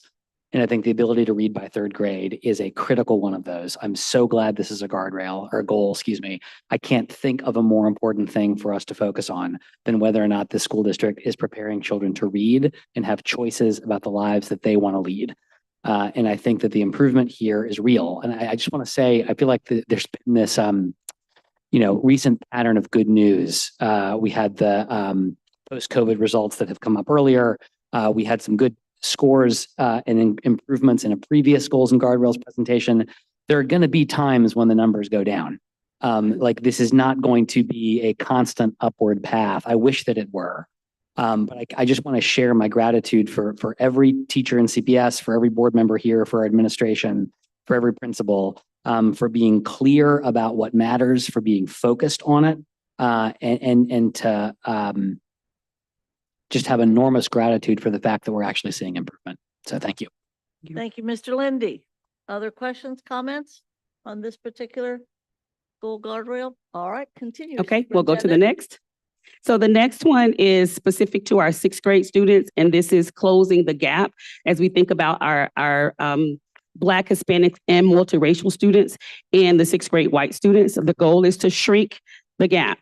So from 47.4% in 2023 of June to 27%. So that's where we're looking to start a 20 point decline or 27-point decline. 20-point decline, I'm sorry. So as we look overall, we do see that we are closing the gap. As we think about the change from this year, we had a point change from the fall to the winter of 1.3%. I think it's of note, as we shared on the earlier slide with third grade, and we talked about this the last time we did one of the presentations, as you're thinking about closing the gap, it means one of two things are happening. It means that more students that are not where they need to be are performing where they need to be. But at the same time, it also assumes that students that were already performing where they need to be would stop having improvement. And so what we're seeing is that our students are growing. So the gap is, we're decreasing the gap, but at the same time, our white students are also continuing to grow as well. So it's really looking specifically at how we're continuing to do that work around our student populations. We see for our Blacks, we see the combined proficiency that we went from overall, we see the gap, and the gap changed to 1.3, but the combined proficiency was 27% to 30% this year for the fall for our sixth grade students. Last year, that it was a little bit less. And so in terms of thinking about where they were, they had 5 points, but they also started at a lower place. So I want to acknowledge that. Where we also have to note celebration as well for this year is when we look at our Hispanic population for sixth grade. We've talked about this population quite a bit, but when we look here, we also know that our Hispanic population in the fall last year was at 17%, and right now started the year at 25% and is currently trending at 31%. So we're seeing some improvements there as well. And then with our white students, while the white students is where we're looking at the comparison of the gap, our white students are also improving also. And so we're expecting improvement to continue to happen. So how are we going to really address this particular area is really continuing to be more intensive with our students that are not proficient to try to get them to proficiency faster. That's the thing that's going to allow us to close the gap. So let's go to the next slide. In terms of overall takeaways, I shared those just a moment ago, and we're still on track to further reduce the gap year over year. So do want to call that out, but we do expect that all of our students are continuing to grow and improve. We'll continue with the data, the same work. The next steps are similar because the work is the same. And so just want to share that. So I'll stop here and see if there are questions. Comments, questions? Any points of clarity on these items? To my right, to my left? All right. Okay. You know what? This will be surprising to everyone. I'm going to have a comment about this. I do think the whole gap piece is a really tough piece. And I do notice as we look at just the summaries of all 60-some schools or wherever we can kind of measure that, it does seem that the individual schools seem to be doing very well in making the gaps close somewhat. In that seems to be one of the positive messages, at least as I look at individual schools. But it's really the hardest part because, you know, it's I think it was President Green mentioned some comments from some Walnut Hills students about the, you know, equity and whatever. You want to keep moving ahead. You don't want to, you want to have everybody get better and better, but you also don't want to lower the standards at the top, or you want everybody to keep growing. The gap thing is a mystery and a tough thing to work through. So I think that I'm interested in watching that particularly. Yeah, that's why I really wanted to call that out because, you know, with the work that we're doing that work with all of our students. And at the same time, we want to simultaneously raise the floor as we also raise the ceiling. And as you continue to do that incrementally, you want to close where the differences are, but you also want to make certain that all students are continuing to perform. So we'll continue to work in that area. It's a tougher one. We see incrementally we're seeing the reduction, but it's one that we really are going to have to do some real focus on. Thank you very much. Go ahead if you would. Okay. And this is our last goal for tonight, goal 3, and this is around Algebra 1. Algebra 1 test takers proficient on the Ohio State Ohio end of course exam will increase from 30% in June of 2023 to 50% by June of 2027. And so wanted to make sure that we just came back to this as a reminder. I shared it with the board before, but for participation in MAP varies based on several factors. One of those is Walnut Hills are only the students who did not reach the 55th percentile in the fall participate in the winter assessment. And the reason for that is because the linking studies that have been done around the assessment essentially say that in the fall, if they're at 55, if they're at the 55th percentile, they're already proficient. So testing those students again is not prudent to do. So that's why they're not a part of that testing population. And then for math acceleration, students are included in interim data based on their current math course, not necessarily their grade level. So for example, Algebra 1 students are not included in the 7th or 8th grade iReady data because they're in an Algebra 1 class, right? So they're not included in the denominator for 7th and 8th grade students because they're in the denominator for Algebra 1 because that's the course that they actually take. As a result of that, it makes cohort comparisons difficult. Right? Because you're taking a population out and putting them in a different course. So for the fall of 2022-23, Walnut Hills was not included. We had that conversation previously, and we've added some parameters now so that we're looking at the population that is included. So Walnut Hills was not included in the fall or the winter because they didn't take the assessment.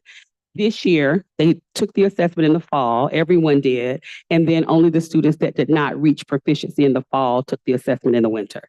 All other students were included across the board. So just want to share that going in. Next slide. So our goal 3A here is our percent of 6th grade students meeting the success criteria for our benchmark on iReady. And recall that we're looking at this based on the cohort information because ultimately our goal is to make sure that by the time the students get in Algebra 1, they're proficient in Algebra 1. So we're really looking at monitoring that work across a 6th and 7th grade. So we see that for all of our students, we have had increase from the fall to the winter and increase from the last year's population of 6th graders. to this year's population of seventh graders. So we're on track in that area as well to continue to work toward the target. You know, that's one of the areas, and the board has heard me talk about this before. When I started in the district, that number was 27%. And so that was one of the content areas that, as we were working through how we were going to do monitoring before we had goals and guardrails, we included Algebra 1 and Algebra 1 specifically because it's a gateway course. Our ninth grade students have to pass Algebra 1 or the equivalent in order for them to graduate. So them being able to do that as a ninth grader or whatever grade they take the test in, most of our ninth grade students are in Algebra 1, then it also opens up additional possibilities for them in terms of upper level coursework.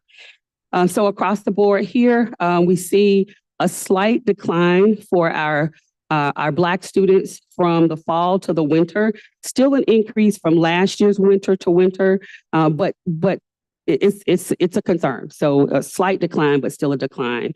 And then we also see our multiracial students who are that had a decline as well, from 39% to 37%. Overall, we see an increase, but in looking at the individual pockets. I think the one thing that I'll call out here, even before we get to next steps, is the intentional focus around 7th and 8th grade curriculum, because we're at this point really beginning to also look at, you know, whether or not, after we know that everyone's using the curriculum. So we are doing some intentional pushes around the use of the curriculum, but we really want to make sure that we're working with teachers to determine if this is the best curriculum for the students, because we're seeing the kind of growth that we're seeing in the earlier grades in terms of math for a lot of different reasons. We're not necessarily seeing that in our upper grades, specifically 7th and 8th grade. And so there's some deeper work that we have to do there. We don't have enough data yet in terms of making that recommendation, but it is something that we will be talking to the curriculum councils about because it's a fairly new curriculum that's being used. So we also want to make certain that the teachers have the support that they need in terms of professional development around that. Next slide. So for our seventh grade students, okay, Rob, this is the population for our 7th grade students. We also see that we see improvement across the board for our current 8th grade students that were 7th grade students last year. So we're seeing an increase across the board in each of the areas in order to be on track for that 35% by Algebra 1. Next slide. We note the same thing for our Black students meeting the benchmark criteria for 7th grade, for 7th grade to 8th grade. So as we look here, when we think of the winter over winter change, one of the areas that I do call out and digging in more here, we believe that a part of it is because of the conversation that we had earlier around the denominator. But if you look from last year to this year, at the winter to winter changes, some of those are pretty significant. If you look at where we were last year in the winter and where we are this year in the winter. Now, we see from the fall to the winter, there is increase across the board. But some of the areas of, for example, like our white students last year, they declined from the fall to the winter. And then from this year, which would be the current 8th grade population, they started at 40%. But some of those students then come off because they go into an Algebra 1 class. So they're not included in the 8th grade numbers, even though they may be included in the 7th grade numbers. So that's just another area for us to continue to look at. But this one is on track as well. Next slide. I think I gave the overarching takeaways. Our 6th grade cohort is on track to surpass their performance on last year's OSTs with the gains from winter to winter. Our cohort data for the 7th grade cohort impacted Algebra 1 participation, which I've just talked about just a moment ago, and growth seen year over year for all 7th grade student groups. Growth seen in 8th grade year over year, except for white, multiracial, and general education students. So about half and half when we think about our demographics. So I will stop there and open up for any questions. Questions to my right? Comments, clarifications? We good? We're either getting better at this or we know the superintendent can't get any better describing this than she's been doing. But that's great. Good. All right. Thank you, Superintendent. Appreciate it. Go to our next presentation then, which I believe is going to be budget. Okay, thank you so much. Just to kind of update where we are and hear feedback from the board so we know where we go next. So if we go to the next slide. So we recall just overall, we did have an update to our forecast that took us to $623 million. And that was at our last board meeting on March the 4th. And that was as a follow-up to the review of the taxes question. And our treasurer and the team went back and did some review with that. So that's how we had an increase to our overall budget, increase to our forecast of $17 million. Let's go to the next slide. Here, at this point, we've made recommendations across the board so far. 58%, 58 million of those recommendations or reductions have been approved, leaving at least 22 million more in order for us to balance the budget. And I do want to just call out that we went from a $99 million deficit to the $80 million deficit. But a part of that was the removal of ESSER that's happened over a 3-year window. So that's not something that occurred in the last 48 months. That's something that has occurred over the last 3 years. So just to add validity to the accuracy of the conversation. So needed reductions will increase if a COLA is added, any new programming or initiatives are launched, or new COPS. So this is the same information that was pulled from the chart that we also have on the screen. And if you'll notice, we continue to use the same documents because it gives us the transparency, it keeps the information the same, and we've been doing that since January the 27th. So far, the board has approved 29.8 million in reductions, and then another 28.4 in reductions made through pre-planned and one-time cost reduction. So that's how we've gotten to where we are right now. So next slide. So just to go over a little bit of information here, and then we'll go back to the options. I think President Bolton, are we doing that the same way tonight through the individual options? Okay. So this is what's been done so far. We won't spend much time here. This has already been approved. It shows what was approved in February, at the February 5th meeting, and then the additional items that were approved at the February 26th meeting, and then the additional items that were approved at the March 4th meeting. So that gives the overall information there, and it is full access for everyone. Next slide. These were the areas that were unsupported at that time. And there's some additional information to talk through to get additional recommendations from the board as we move further. One of the things that I'll also share here is, when we start talking about recommendations, one of the reasons that some of the recommendations come back is because this has been our best thinking around trying to make changes that we are making without major changes to staff. So that's been our conversation and how to work through that. As a board and a superintendent team, we may come to something different, but that has been the direction that we've been going. How can we reduce as much as we possibly can? We know that there have been some recommendations in terms of thinking about staff, but that's not been the direction that we have moved in at this point. So if we decide to go a different direction, that's something that we'll talk about. But at this point, our recommendations have been around the path of least resistance as we see it as a superintendent and treasurer team. Next slide. So the budget gap could be reduced even more. We'll talk through those in the individual, but I wanted to make sure we go to the next slide so I can share some information here that has been specific in terms of calling out some areas that we needed to look at changes. So the first, the conversation at our last meeting, I believe, was around we need to continue to look at reductions in transport. You want me to stop? Yes. Excuse me, Superintendent, maybe it's just me, but could we go back the 2 slides? Because you had the summary of how to reduce by some million. It had sort of a list of, is it 6 or is it? So this is slide 6, and this was around the additional recommendations that we'll go through line by line in the choices, but this was calling out specific because there's other resources in the presentation that talks about these. So this one is the walk radius for transportation, consolidated bus routes, which we'll discuss. I've shared with the board a possibility for resource coordinator restructure or reduction. as well as the clarification around nurses and coming back with clarification on the paras. So that's what's included here for clarification.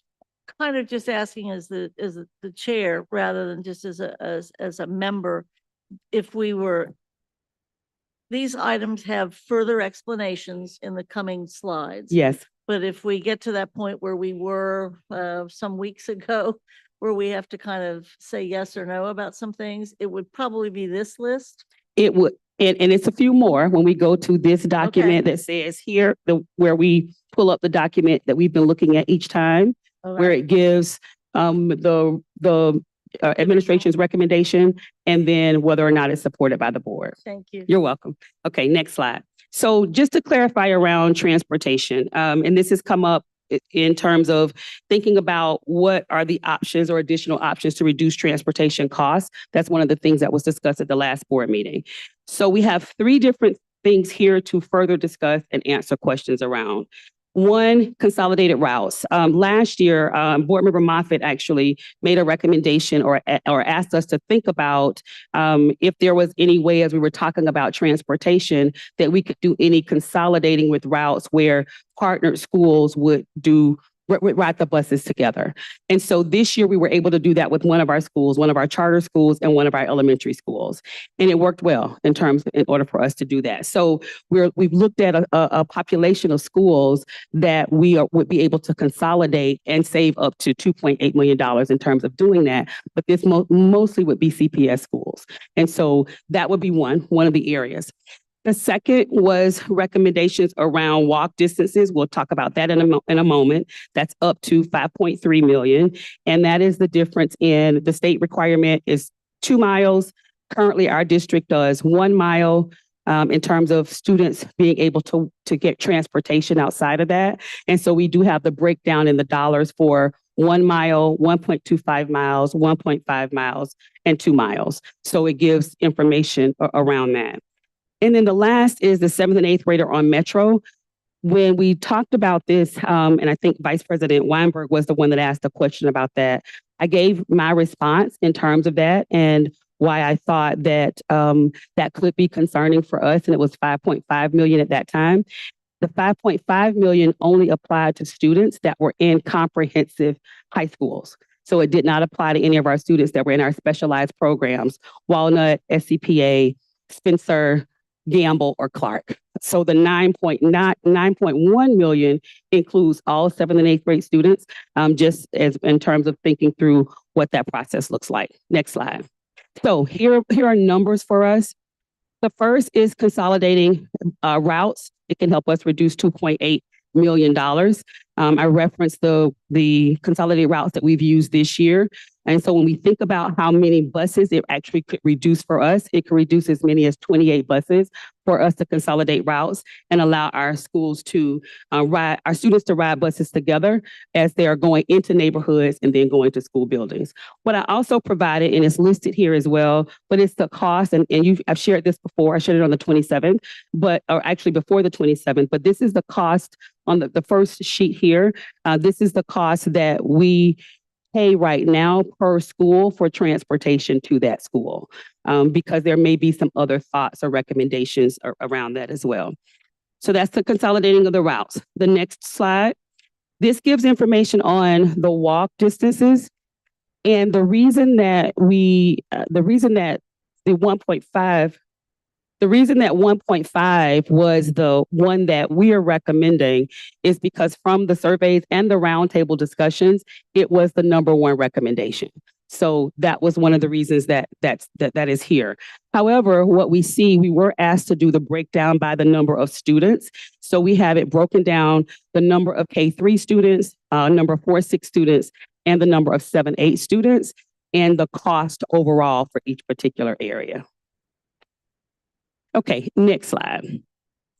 So of note, and I do think it's important that we share out that currently we have in the district, we have 1,128 7th and 8th graders that ride the Metro right now. So if you recall last year, when we had the challenges that we had with transportation, there were families that opted we gave the option, and there were families that opted to ride Metro versus ride yellow buses. We gave them that same option this year, and there were several families that took that option. So 1,128 are on Metro right now. That leaves us 1,648 that are not on Metro buses. So if we look at the recommendation, if the thought is that that is the best recommendation to move our students back to Metro, the difference for all 7th and 8th graders would be 1,648 more students, and that would include all of the high schools. For select high schools, which would be our neighborhood high schools, that would be 1,011 students. So that's the difference in the two. I also have it linked as well so that you're also able to see how many students in each school actually ride the Metro. So that's in the information that you have also. Next slide. So maybe I'll stop here. Do you want me to stop or keep going and then come back to our chart? Keep going? Okay, great. All right, so resource coordinator proposal, a lot of conversation around this. I did send the board some updated information. And yes, one of the things that we talked about when we met with the lead agencies was the opportunity to reduce the number of resource coordinators and not reduce the service. In terms of that, meaning that all of the schools would still have access to resource coordinators, but not necessarily on a one-to-one scenario. So with the treasurer and I, we have been able to, we talked about our Title I visit that we had, and we did find that, or get authorization, I should say, that we're able to use a portion of Title IV funds for non-Title I schools in order to support resource coordinators. However, there's only enough funding for that to support the 33, the recommendation that we have for the 33. The second thing that we've done is we did meet with a group in the philanthropic community and make a request at that point as well to add an additional 10 resource coordinators if this proposal was supported, which would give us $720,000 that would come from the philanthropic community. We do feel pretty positive that that would happen as well, which would then allow us to increase. And the proposals coming from the teams are really around looking at the size of the school, proximity of the schools, the specialization of the programming that's happening in the school. There has been some feedback about the possibility of, and this was from our philanthropic team, but some feedback about the possibility of at some point reducing the number. We have 16 lead agencies, but reducing the number of those as well. So a lot of conversations and thoughts around that. But this is kind of where we ended up in terms of thoughts and recommendations. So about half of what we have now. As you will notice, it is currently not on this budget. When we get to those line items, you'll see that it's not included there because at this point, we have looked at funding that at the 33. However, if that is a change, then that 4.1 goes back into our overall budgeted amount, and then we'll continue to work. Next slide. This just gives a breakdown of our current structure, and this has been shared with the board previously, so I won't spend time reviewing this particular document. Next slide. So this looked at how we got to the 33, and this does not include the resource coordinators that are funded by Clicky. Clicky actually gets their own philanthropic dollars to cover those funds. And so that's 33 plus the 4 or 5, make sure I have the 6 that are with Clicky. So that would make 39. And then if we get the 10 supported, that would take us to 59. So that's kind of getting us closer to where we are right now, and also having an opportunity to look at, that's not 59, that's my mistake, that's 49, I do apologize, my mistake. Thank you, Board Member Moffitt. So that would get us a little closer to where we are right now. Next slide. Last was nursing options, and so wanted to add clarity here that the recommendation or the recommendation or proposal from administration was not the reduction of nurses. It was not to remove the nursing contract, but it was a reduction of $1 million. So when we look at where we are right now or where we were last year, and where we have been, this is what this is where that recommendation came from. So if you look at the first part of the slide, you see where we were in 2018, 2019 with nurses. And at that point, there were 39.5 RNs. And then it was a combination of a variety of ways that additional nursing services were done in schools or nursing supported services. Right now, after COVID, we know that we spent quite a bit on nursing services throughout COVID. At one point, there was budget set aside for a nurse for each school, but because there was not the ability to hire all of those nurses, the health department could provide 56 RNs, and that's where we are right now. So that gives us the difference in the 39.5 that we had originally and the 56 that we have now. Next slide. And so this is our current cost overall, where we are in looking at the overall total investment and what that investment looks like, and what we would look at trying to do some reductions around. So that's how we get to the $1 million conversation. Next slide. So this was the restructure that we talked about back in January. To go back to the 30 nurses in terms of coverage, this was based currently on a review of the medical needs for the students in our district. So our team that works with, and that has been working with that for a period of time, actually looks at the services that the students need and what's required for them, and how there may be other ways to get those services provided for the students. So if we notice, based on the review, 18 schools currently require skilled nursing services. Even though only 18 schools required that, the recommendation for RNs was at 30. So the need, based on what we have in terms of the district, in terms of the students that actually need the support, is 18. However, the recommendation is that we're at 30 nurses.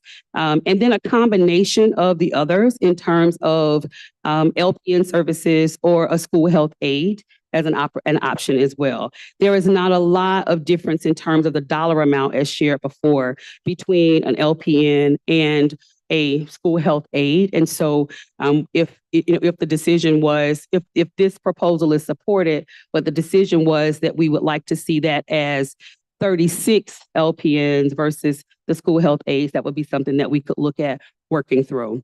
And then as a part of the requirement for the number of nurses, there do need to be team leaders for them as well. So that's what that 4 represents. So overall, that gives us the $1 million in reductions. And that's the background on where that information comes from. Next slide. So this also gives us our service delivery for schools. And you have seen this before, but just wanted to add it here to the conversation because it was one that came up previously as we discussed the specific areas. Next slide. This is the last one, I believe, on paraprofessional options. So I wanted to add clarity here because this has come up to me a couple different times since we had the conversation before. So I want to make sure that there is clarity around the restructuring of the para. So currently all buildings receive a para, and we put that in quotation marks operational because that we understand how we got to that terminology. Operational support in addition to paras for classroom and one-on-one student support. So the proposal would be to provide paras for operational support to schools that don't have an assistant principal, and then reassign the others to classroom para positions or one-on-one para positions. So let's go to the next so we'll be clear on what those numbers mean. So currently we have 72 quote unquote operational paras, and the treasurer can help me if I'm incorrect here, but they were given the name operational para during COVID so that they could determine how many who those actual individuals were.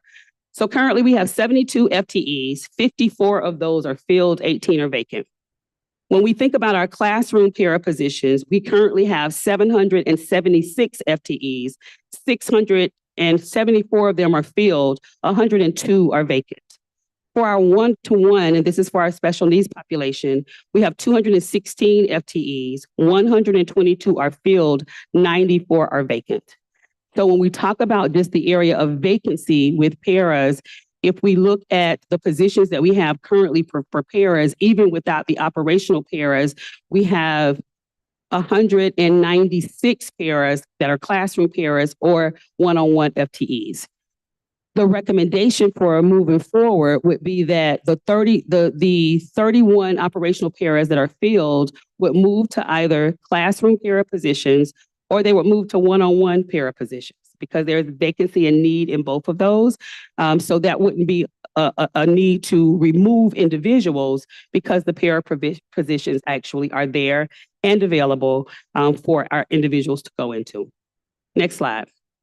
That was the last. So we'll go back to the choices and then I will we'll start to walk through however President Bolton would like for that to happen. You can do it from right here. That's fine. All of the ones that say at the bottom, budget choices tracker, everywhere that's listed, they all come up to the same place. So this is the ongoing document that we've used. This shows currently the recommendations that we're providing and where the board has provided support already. And then we will look at moving forward. Let's look at our choices working draft. So if we will scroll down, we see, one second for me, Rob, please. So the way that we're monitoring this, so that the board also has full access and everyone else has access to this as well. Admin support, yes. Make the reduction, that means it's board supported and the date of the decision from the board. Anything that is under admin support right now comes off of the disclaimer page. And then anything that's already supported by the board also comes off of the board's page as well. So if you go back to the disclaimer page, one moment. Thank you. So column H in the yellow, remaining to balance the budget from the recommendations from the administration is we're about 8 million to go. That makes a large assumption, but I think you understand what I mean in terms of the recommendations. And from the board's recommendations or what the board has supported already, we have 22 million to go. Let's go back to choices. So if we'll scroll down right to right here. Okay, so if we'll start right there, Rob, please. If we'll start at 22. So this one came up as a question before and wanted to start here and then go through and see if there were any other questions, recommendations, individual support, or so that we would know how to go from there. If we scroll down to the bottom of this chart, so all of these at the top are yes, supported by the administration. Keep scrolling, please. If you look under the gray, right there, if you look under the gray bar, these are all of the areas that are connected to transportation. So they have the information and the dollar amounts there, but right now they're not included at all because the admin support is mixed. So definitely want to get feedback from the board on what that looks like. So President Bolton, wherever you'd like for us to start. Thank you, and I appreciate the additional information. First of all, before we figure this out, does anybody have a particular question? Vice President Weinberg. Yes, I have a couple of questions before we result to going to this particular document on the screen.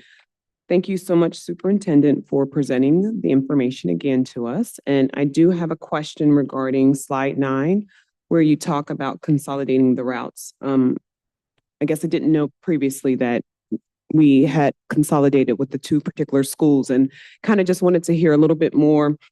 Can you put slide 9 up on there for me, please?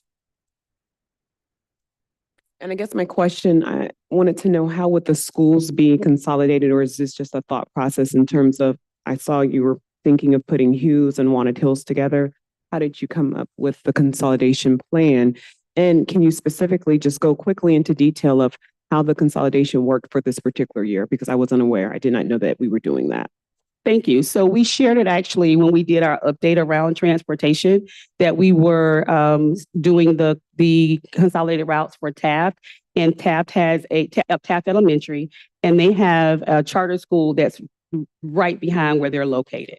And so initially, and we have some of our charters that are also that we've done some consolidated work with as well. But for our school district, Taft was the only one for this year. And so initially the way it works is just like we're running routes across the board. Many of the students are coming from the same neighborhood. So the routing team actually went through the data to determine where those intersections were, the neighborhoods that the students were coming from, what the proximity was to the other high schools, so that as we're giving recommendations around the amount, it's specific recommendations because we have the dollar amount that goes with that. So the schools that were recommended here, though the team actually went through and redid those routes in those areas to determine what schools could be paired with what. So really, this was only based on where students live and where they're going in terms of school. It was not based on anything else. And would that be moving forward if we were to decide on that in terms of the particular schools you placed together on the list? Say that one more time, I'm sorry. Moving forward, so for example, the Hughes and Walnut Hills, would that be a final if we decided to move forward with this? Would that be the final of consolidating those particular schools? Or would you look into other information before deciding what schools to exactly consolidate? So right now, with the way that the work has been redone, these would be the schools, but it could change based on where students would go next school year. You know, we're still getting to, we're not at the lottery process yet, so the dynamics could change a little bit. So really for us, this one is about understanding, it's really about the concept more than it is about the specificity of those individual schools, because there could be changes within the schools and where the students live. Okay, and then my other question was regarding the resource coordinator restructure plan. I'm just curious, did any of the lead agencies, did they have any input or any collaboration there in terms of presenting this information with us today? Yeah, so there were 3 different conversations with lead agencies. I met with lead agencies, and then our family and community engagement team met with lead agencies as well that wanted to be a part of the conversation around what a consolidated plan would look like. And actually, many of these recommendations came from lead agencies that have been lead agencies for a long time, that talked about when they first got started as lead agencies, they had a cadre of schools that they worked with, so it wasn't the one-to-one that they have now. They talked about several of them now have a population of schools that they work with. And there was a lot of interest around alignment around the type of resources, so that you're not having multiple individuals trying to get the same resources in a geographic area, that there could be the possibility of some movement with that as well. That would likely be the one that we would recommend the least, because there's also relationship that's already been built with many of the lead agencies and the schools. There may be one lead agency that may not be a lead agency next year. And so that their schools would be absorbed somewhere else. But for the most part, there's been conversations across the board with that, and some that came from their recommendations. I will say that what we've recommended is probably a bit of an increase than what some of those recommendations have been, because we found that we would be able to fund that in a different way that will allow us to have more of the individuals. Thank you. And I have one other question regarding possibly revisiting the technology, the one-on-one devices, but I'm going to save that till we get through everything else. Thank you. Thank you, Vice President. Chairman Morales. Thank you, President Bolton, and thanks again for presenting this again. Couple questions. I don't think any about nursing. For the transportation with the consolidated piece, and I'm sure you all have thought about this, but if we were to do that in mass in a bigger way, the thing I think about is the, young folks from different communities, different schools, et cetera, being on the buses. We know in a lot of schools, a lot of issues that can arise can be because of different sort of identities with different areas and people conflicting. So the thing, while I could see it as a reduction, I'm just asking, if this has been thought through, if there are any thoughts, because I only have my thoughts right now. And I'd love some thoughts from smarter folks. But I'm thinking about like adult supervision on buses. I know we have folks sometimes on yellow buses. And then during COVID, one of the big concerns, particularly with the masking and all, was that on Metro, and Metro did a good job. I'm not casting any shade, but like, what is our presence on those buses? And so I'm just curious if that got thought through. And then I guess what I'm getting at is at the end of the day, it could end up costing money if we did want adults on buses to do this. I'm just curious. So I think 2 things on that. So our special need, our buses that transport our special needs students actually have support on those buses. Right. We have some of our buses, and it's based on the contractors, that do have additional support on the buses, but it's not something that we fund collectively in terms of that. In terms of the neighborhoods or the students going to different schools, I think one thing to add here is that the students are coming from the same neighborhoods, even if they're going to different schools. So it really begins to let us look at where the students are coming from, where they're going to, and maximizing the opportunities within those neighborhoods to then transport those students.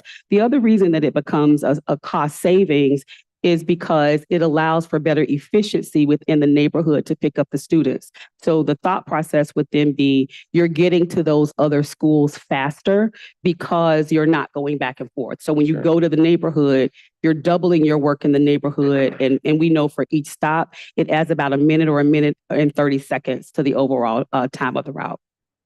Thank you. You're welcome. And then just two more. And so for the paraprofessional piece, and I don't know this, so pardon my ignorance, but with the restructuring of titles, is that something that we are, and this could be for you or general counsel, I don't know, that we are allowed to do outside the collective bargaining agreement, like reassigning titles? Like assign the title operational para? Yeah. I think that's what the question is. Yeah, if we can, because unless I read the slide wrong, that it would be essentially like reassigning people who already exist, because we're not moving it and like reassigning their title.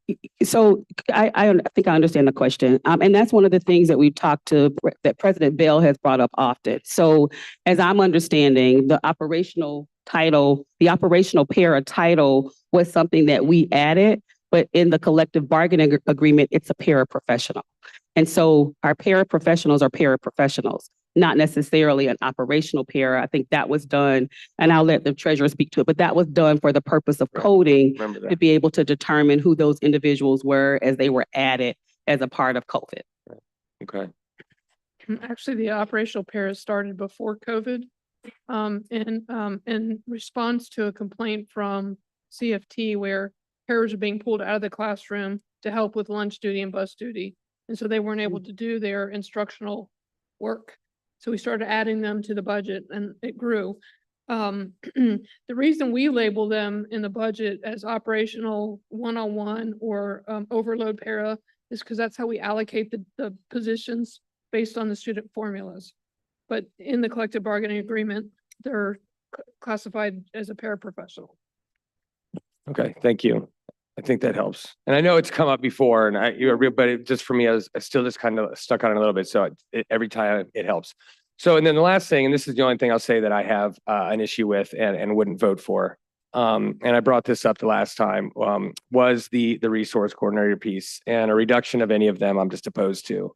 And I know last time I had made the comment that I would be comfortable voting, the recommendation if we saw, I don't care if it's a bar napkin that says we agree to help pay for this from whoever philanthropist it might be. And I know folks, at least it was said, we're maybe working on something like that. Is that off the table now?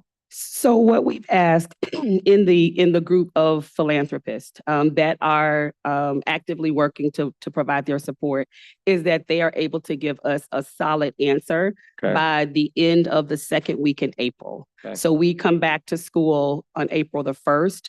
The request has been for them for something substantial in terms of saying, yes, we are able to support at this level, because right now this only includes 33 and the 6 from Clicky. So it includes 39 right now. Other questions, comments for clarification? Okay, Dr. Moffett, then we'll come over, then we'll go back. So thank you for the information.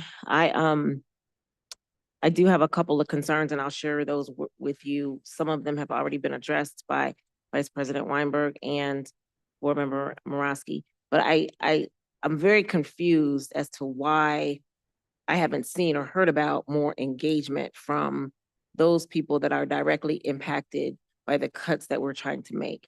I saw that, you met with some philanthropists and the resource coordinators, or the agencies, my apologies, but it just really agitates me that we've had multiple schools come and advocate, but there's not been a survey dispersed. We spend a significant amount of money with Panorama, and yet we're not utilizing them to intimately involve those communities that are impacted directly by what we're talking about cutting.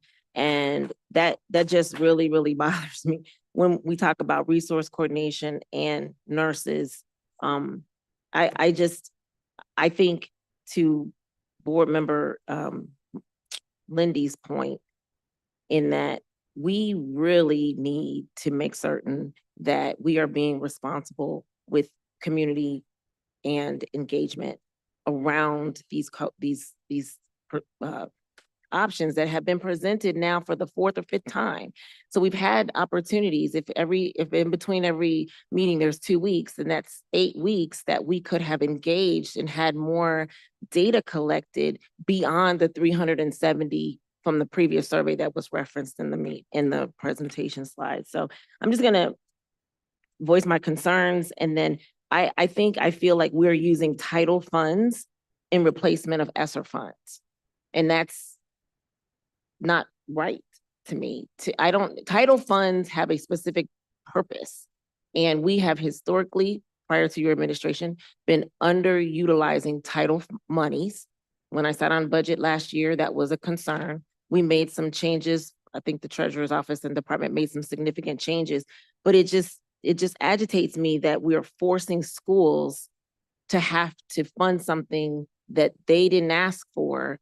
And by one of our CAL presentations, it has been demonstrated that the APs of culture have not been in certain schools, and they've been fine. So I would like to see something where the administration comes back with, if you're going to come back with creative things, not utilize title funding for that, if possible, and theoretical philanthropic opportunities, but utilize something that is a little bit more tangible. I just have a problem using title money for that. And I also have a problem with the lack of engagement. And lastly, with regard to transportation, we have not, that I know of, taken the potential of middle schools off the table, yet we've had no data around that, what that looks like. We keep talking around some of the ad hoc recommendations, but we've asked for data around middle schools, which would be inclusive of transportation. So I would love to see the team look at some of the requests that the ad hoc committee has made, and hopefully we've got some information a little later that we can move towards some of the things that we're thinking about, not just for immediate fixes, but for long-term sustainability to maintain what we have in the district. So title funds shouldn't replace ESSER. Centralization of resource coordinators and programming from the district to be mandated takes away from what we wanted the districts to have some sense of autonomy. And so I would really love to see a little bit more data around those things, and not have them be brought back just as a different face, but rather with some significant input with data to back it. Thank you, Dr. Moffett. Other comments? Would you like me to respond? Sure, go ahead. So we started this process back in October. And in terms of the sessions, we had 17, almost 20 different engagement sessions that were in person and that was online. We understand that we received surveys in terms of doing that. I think the one thing that I've shared from the beginning is that our goal has been to not just arbitrarily, because the board has also charged me with being the instructional leader for the district. So I cannot make recommendations that are just arbitrary. So as a result of that, reviewing the information that's here and trying to make recommendations to balance what was then a $99 million budget deficit, that's been the entry to the conversation. So fortunately, right now, we're at an $80 million deficit, but we're still at an $80 million deficit. So with any of the things that we are referring to or we're referencing at this time in terms of recommendations, what I've attempted to do is to come back and give other ways that this work could be done, that we could continue the work while we're also trying to address the balancing of our budget. And that's the reason for that. So in terms of thinking about where we go next and additional engagement, the first board presentation on this was January the 27th. And so since January the 27th, we've had the conversations because at our February the 4th meeting, the board at that point decided on what they were comfortable with. After that, I received additional questions, so I gave additional feedback to try to get to some of the other areas where we are. In terms of the recommendation for middle school, there has not been a direction or directive by the board for us to move forward with middle school. And so for us to take the time right now, when we are trying to balance the budget and we're also working to close the school year, and that is not the goal, the expectation for where we're going for the 24-25 school year, I'm not sure if that's the space for us to spend that type of capital on right now.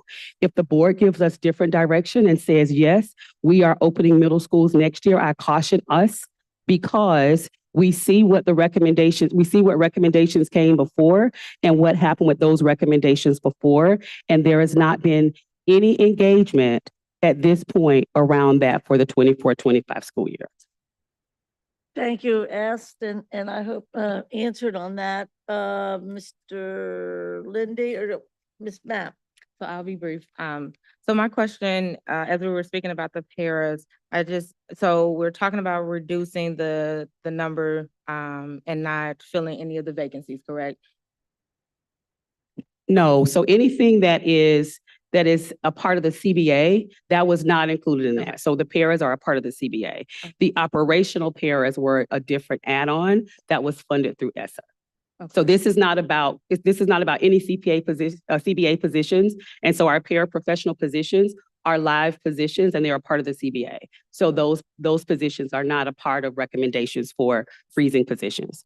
Okay, and I think I may have asked it incorrectly. So what I'm trying to say is we're not considering reducing any of the paras, correct? The actual people. Yes. Correct. Correct. Okay, but we're just looking at not filling any of the vacancies and restructuring how the paras are being utilized. We're looking at removing the operational para position that's currently an additional para position that's being funded by ESSER.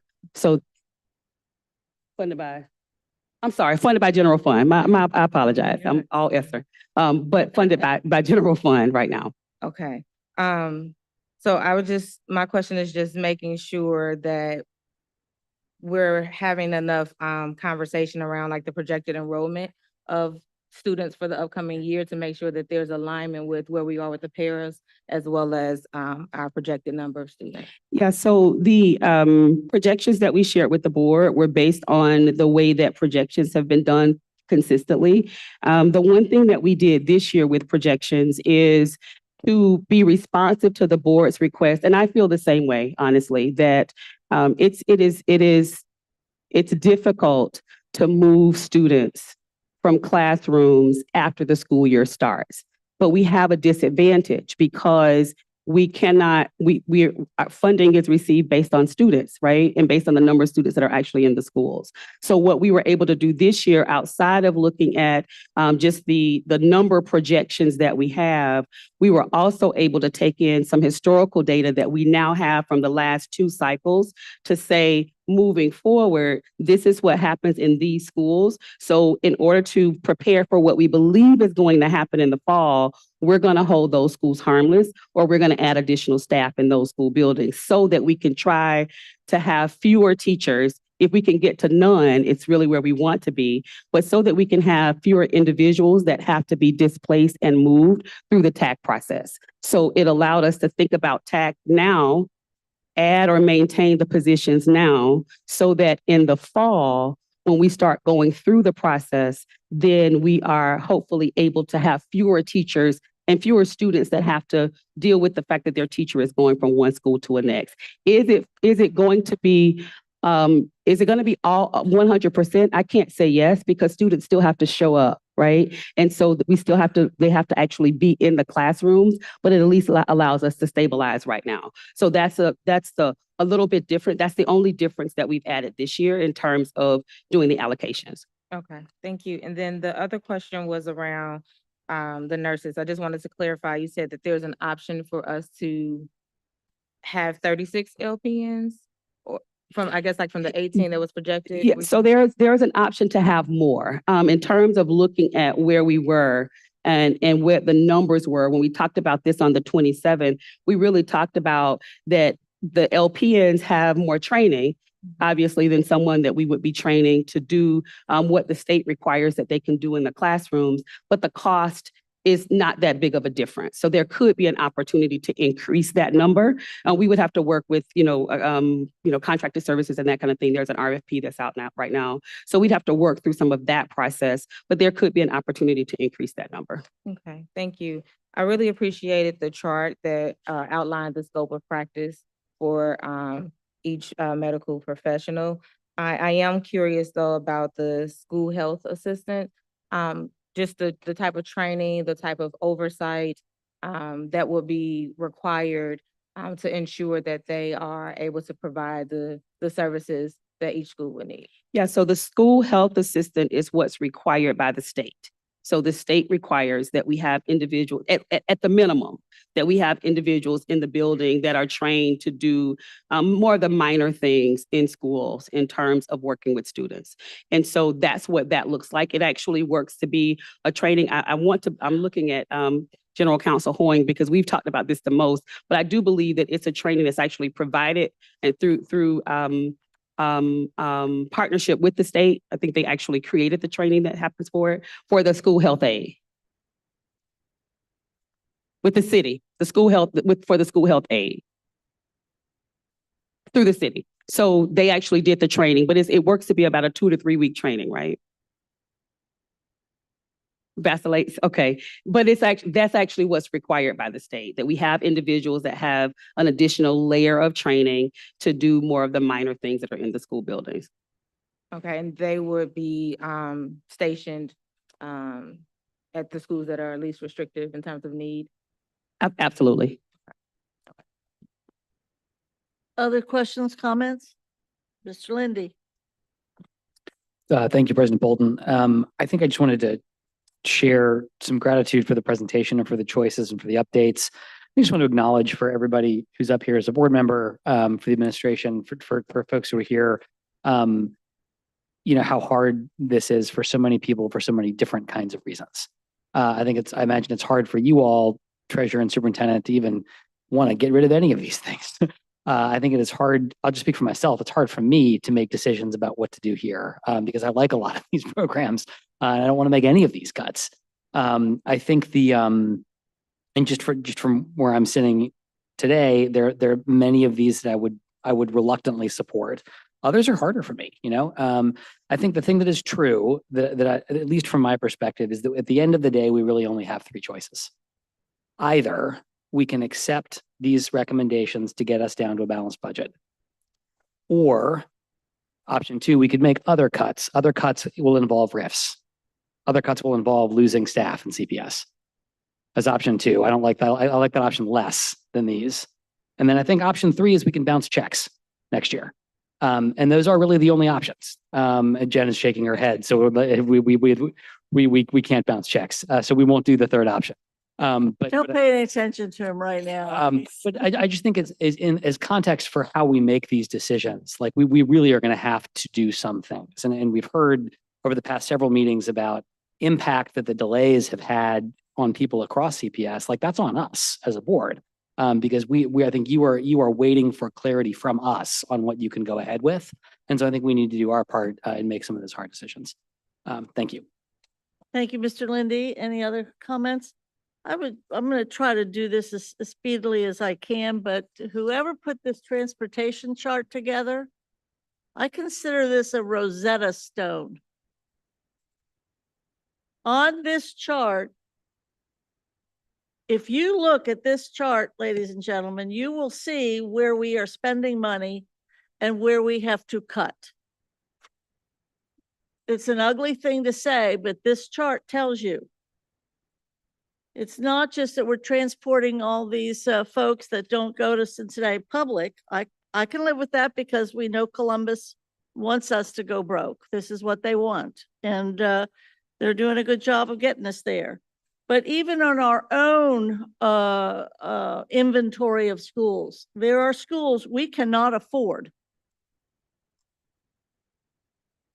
We can't. There's a school here where we're transporting like 30 some kids at $500,000.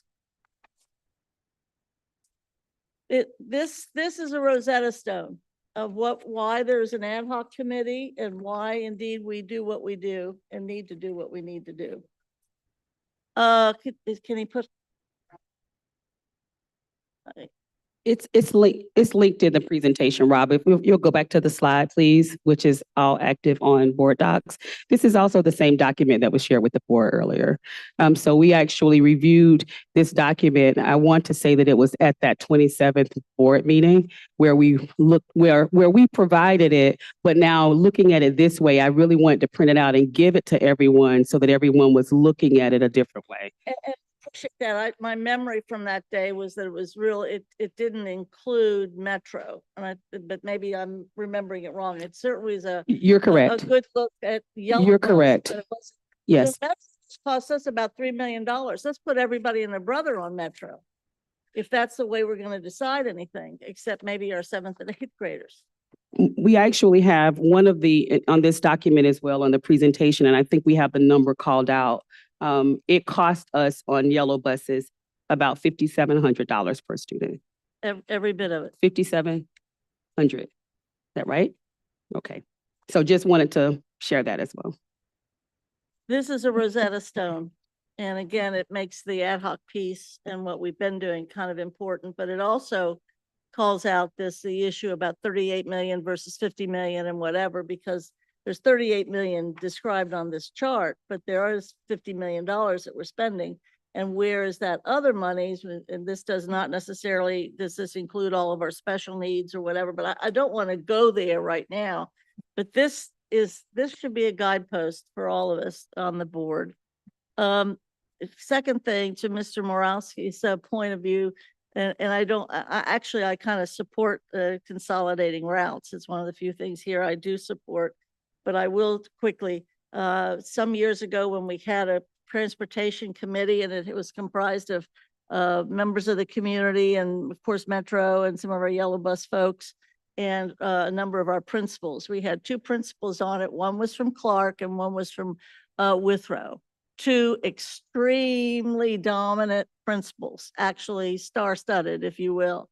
I won't say their names, but when they were on that committee together and it was talked about consolidating routes, and then we did it, and to which kids behaved the better became a major dispute between these 2 women. And I will tell you, it was classic to watch those principals defending their kids against this other prince. I mean, it was charming. It was ugly, but it was charming in its own way. But it is a problem when you do consolidate. But I think that's just neither here nor there. But it's a wonderful memory on my part, anyway. I have some concerns about some of these and can support maybe 1 or 2, but before we start to look at how we're going to do this, I think there's a path forward. I do want to reemphasize that I think Member Moffat's right about my concerns about title money and also quite the centralization of decision making. But in crisis, you tend to centralize. I get that. But when we're talking about how much money we need to still cut, is it also the fact that how many of our initiatives that was shared, months and months and months ago are actually part of these cuts? I mean, the initiative in some of our slides were the CTE expansion. Obviously, we won't talk about union negotiations, but Public Safety Academy, potential other sorts of things like preschool promise. We have come to grips with that financially. But, we haven't heard any more about public safety or some of those things. So when we say we have this amount to cut, it doesn't necessarily include some of the initiatives that we have been talking about. For some of them, it does not. And so public safety, from where I am, is a part of us getting to the balanced budget and then talking about what it is that we're doing next in terms of even the overall recommendations as we look to move forward with the conversations through ad hoc and what we're doing with those as well. So if that is something, there was we had done the background work and worked with the city on it, and where we ended with that was what we were proposing that we do next. And if we recall, the conversation came to who was going to be responsible for what in terms of funding. It was one of those conversations that I think actually at that time, board member Jones was still here and had some of that conversation as well. So if that becomes the next step, we do believe that it is something that is important, but that it's also a part of a larger conversation in terms of what we do next in terms of trying to get to the balanced budget. So I could go back and look at that chart and share. What I will share also about Title I funding, to your point, is that it's not just a matter of switching out, because we have to have approval before we are able to do certain things for Title I. So we can't just say, it has to be an approved expense before we can put it in Title I. And that's how we determined, for example, that we could fund for the non-Title I schools, we could fund a number of the resource coordinators. And that was determined through the work that when we had the audit, we were able to get that question answered as a part of the audit because of some of the other work that we were doing and the way that we were talking through it. So it has to be an approved expense. It can't not just be spent if it's not allowable. And we found out we can, but because we can doesn't necessarily mean we should or will or whatever. But Correct. I appreciate Yes, correct. the comments, but it would seem to me that we need to, as a board, give you the guidance that you are looking for, the decisions. Is that about right? And it does fall on a number of these items. To my recollection, and maybe both the vice president and Mr. Lindy, I think you guys kept kind of a list the first time we went through this material. It would seem to me under transportation, there's the consolidated routes, the walking distance, and the 7th and 8th grade. If we scroll, right. So that's under that area, but there are some So other areas. on this one, I'm saying the presentation Yes, that the public has more readily seen. yes, Okay. correct. And that's what I was trying to do the last time we did it. And then the adjustment for resource coordinators. And then the options regarding nursing. Yes, And then the paras. correct. To my figuring, that covers what we have before us tonight. For the most part. We also included here, as we've gone deeper in, an additional reduction of, I'm sorry, Rob. Okay, we've also included that, if you'll go back up, so we'll see the other areas that are in the gray unknown. Okay, so we've included the $35,000 again for this particular area where we would look to this was an area that we would absorb, and so the question before was whether or not we would still provide transportation for that. We wanted to clarify that, but we didn't. I don't recall that we took action on that one before, and so you referenced all of those other positions, and the other was in doing bringing back the reduction for Schedule E.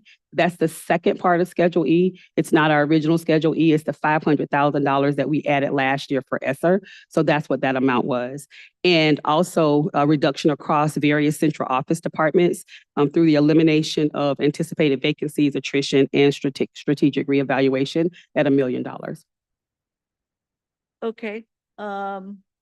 Thank you for that. I don't have those they're here, but I don't have them on my little notes. They're not on the slide. The ones that were okay. on the slide were the Right. ones that were added in terms of trying to clarify what the reasoning was behind each of them. Cool.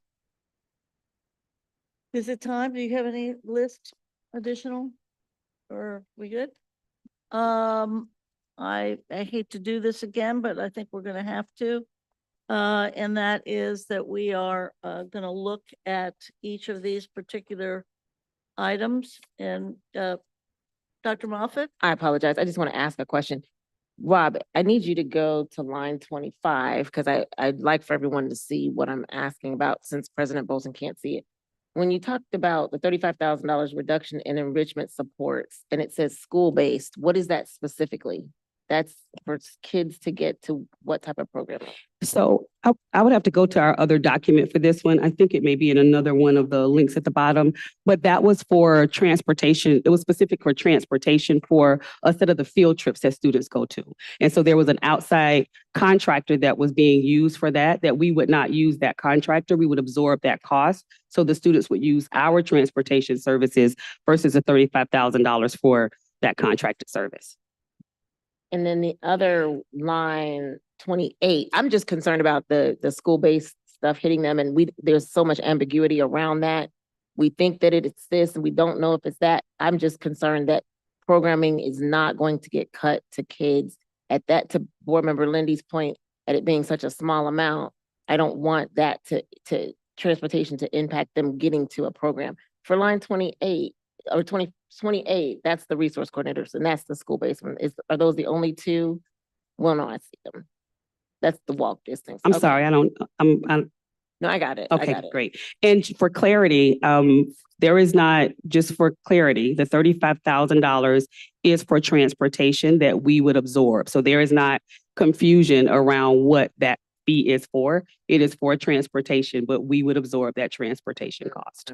And I think when we dealt with, I don't know if this is exactly the same one we dealt with before. We didn't capture that we took action on it, so that's why we brought it back. And I think it was at least my recollection was it's a venture crew and we were going to absorb it within our own transportation capacity. I think you had assurance on that one. Thank you. Other questions, comments before we do the vote? We want to make sure Mr. Morosky is back with us. Dare we mention anything to revisit, Vice President? Nope, he's back. Thank you, sir. Appreciate it. So we're going to go through this and we're going to do the transportation options first.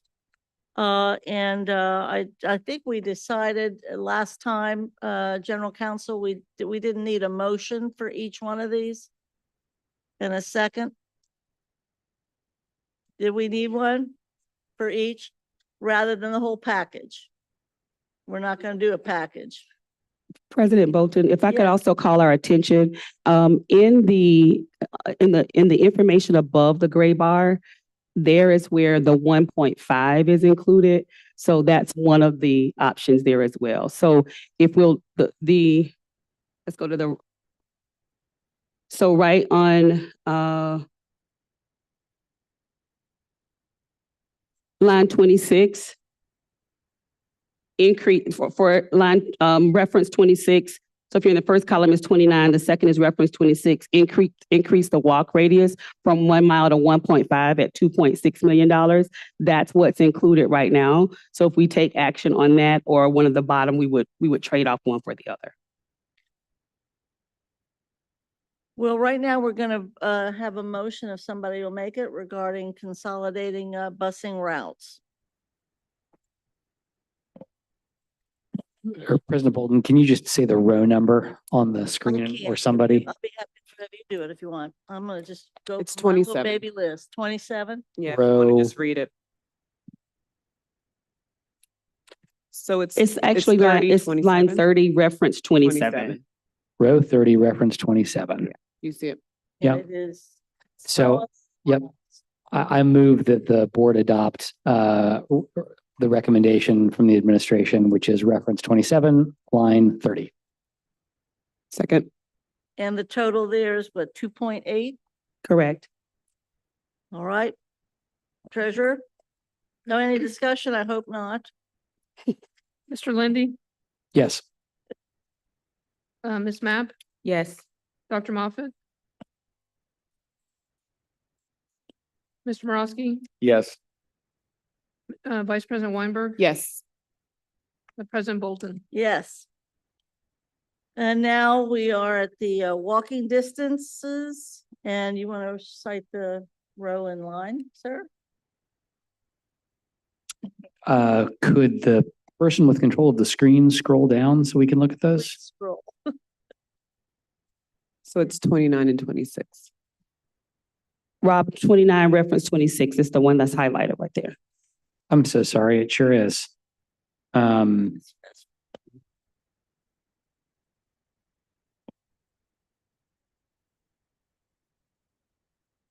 not gonna vote on this. Okay, somebody else make the motion, please.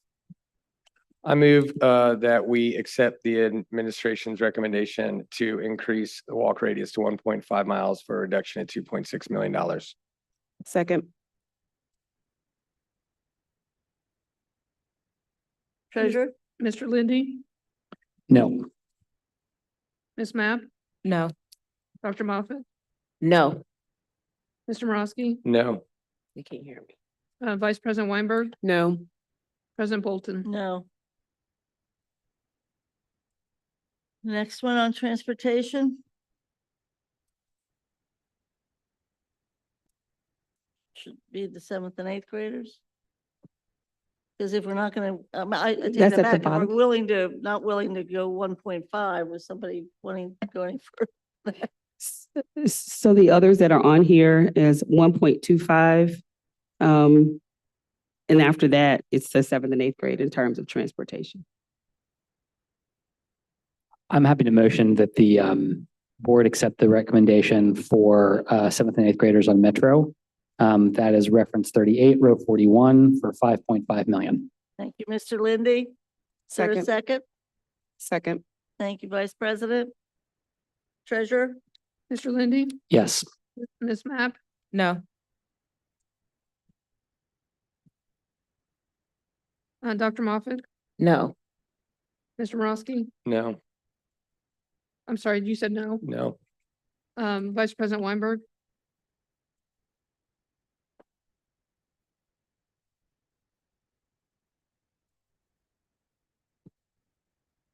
Can I give two answers? Yes and no. No. No. And yes.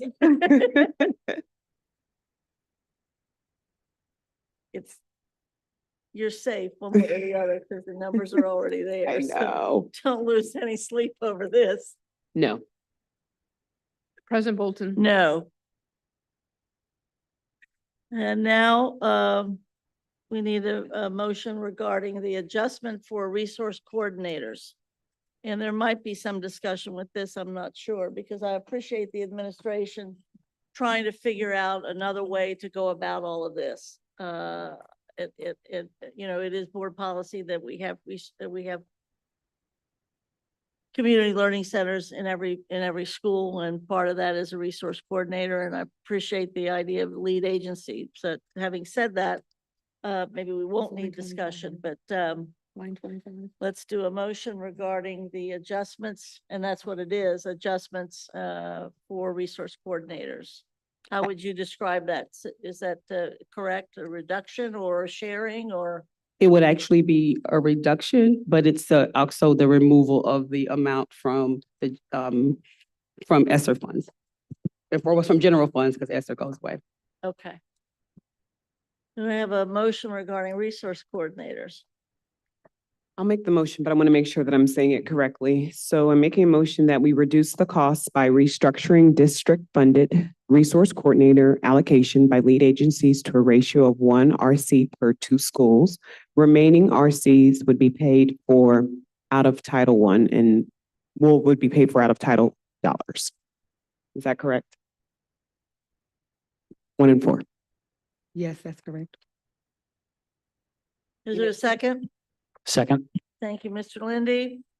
discussion. Discussion. Superintendent, on this one, again, I'd like to echo President Bolton on appreciating the creativity with trying to find a way forward on this. As I understand it, just make sure I'm clear, we're not eliminating, like anybody who's currently a resource coordinator, they're not going to lose their job through this. Is that correct? That's not correct. Not correct. Because currently there are 56 resource coordinators, or 66 resource coordinators. Yeah. 6 of them are funded by Clicky, and the rest are funded by the district. And so that would take that number to 33. They're the employees of the lead agencies. Recall that we actually pay we pay $72,000 per resource coordinator to the lead agency. Yeah,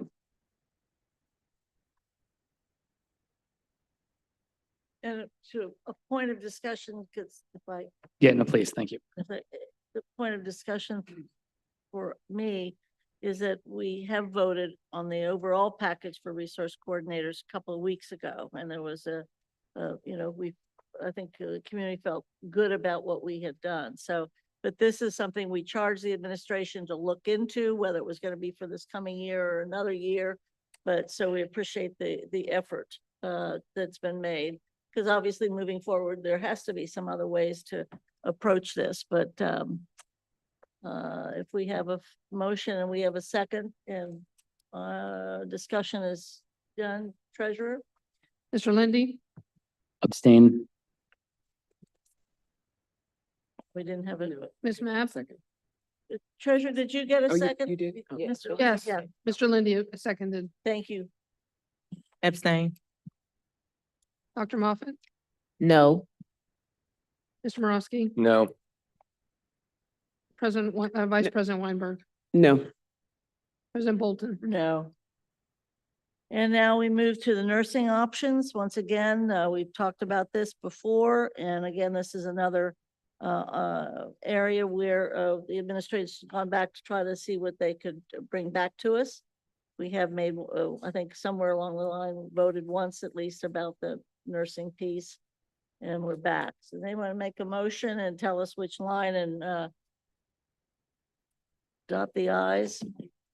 Please. I don't exactly know where it is, but I'm happy to make the motion. 29? 32, 29. Oh, wait, 32.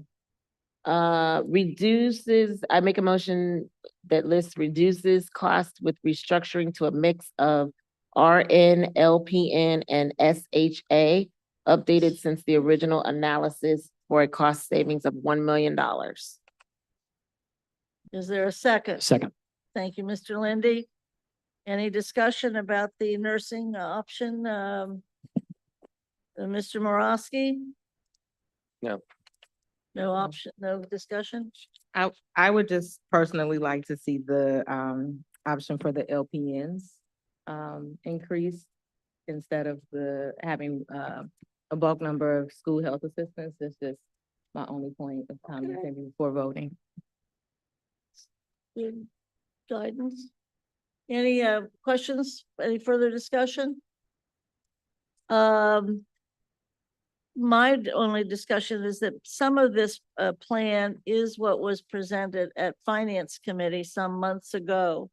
And indeed, much of it was endorsed actually by Dr. Crumpton. But again, I appreciate the administration bringing this back. Mr. Lindy, Yes. Ms. Mapp, Yes. Dr. Moffat, No. Mr. Morosky, Yes. Vice President Weinberg, No. President Bolton. Yes.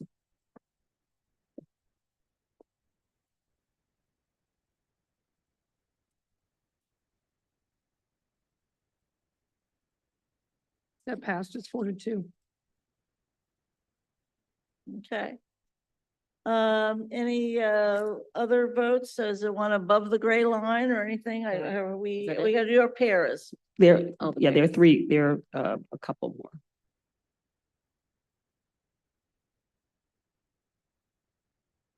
To have a motion, oh, we'll wait till Weinberg. Although it's always convenient to leave. I've worked that a few times in my life.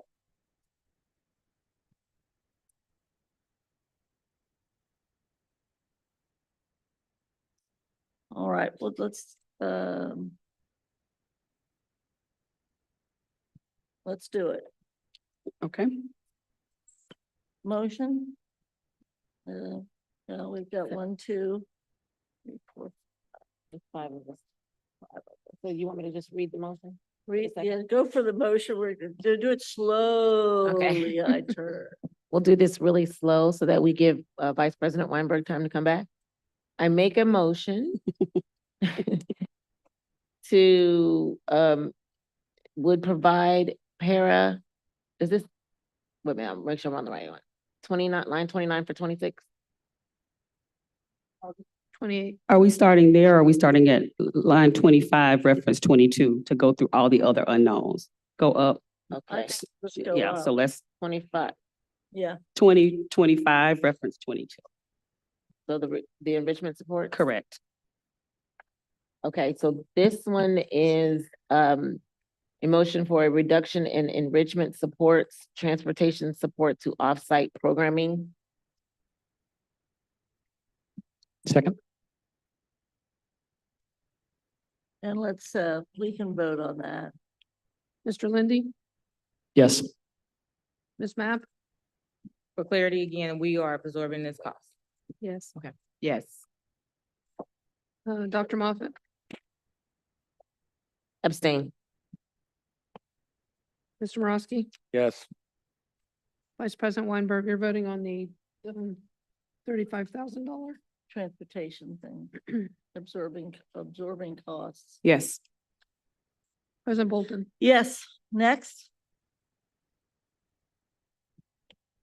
Okay. Please uh, do. so, the next one, right?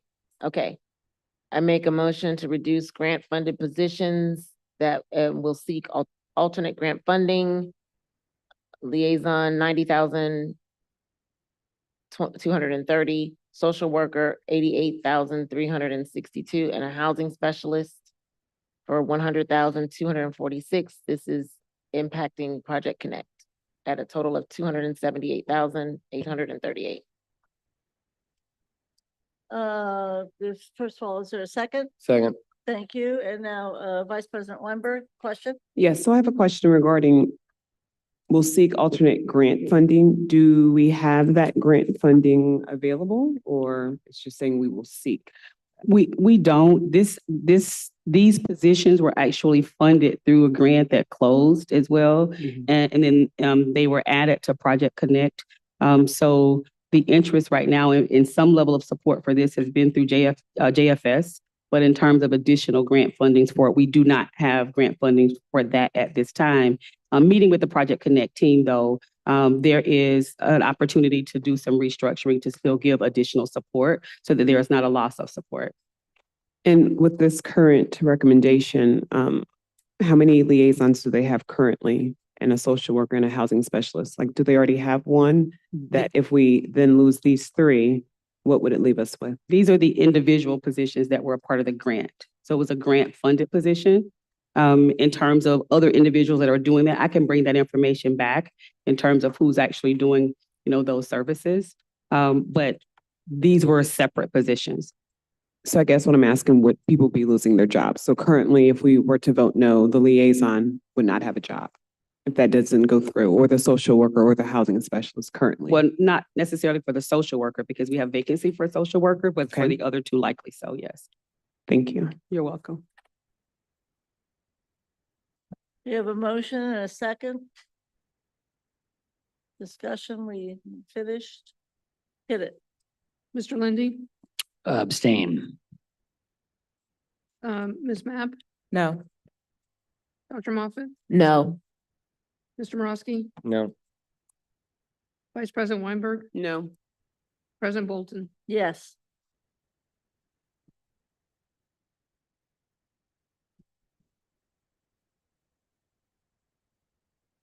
Next and last, sooner or later.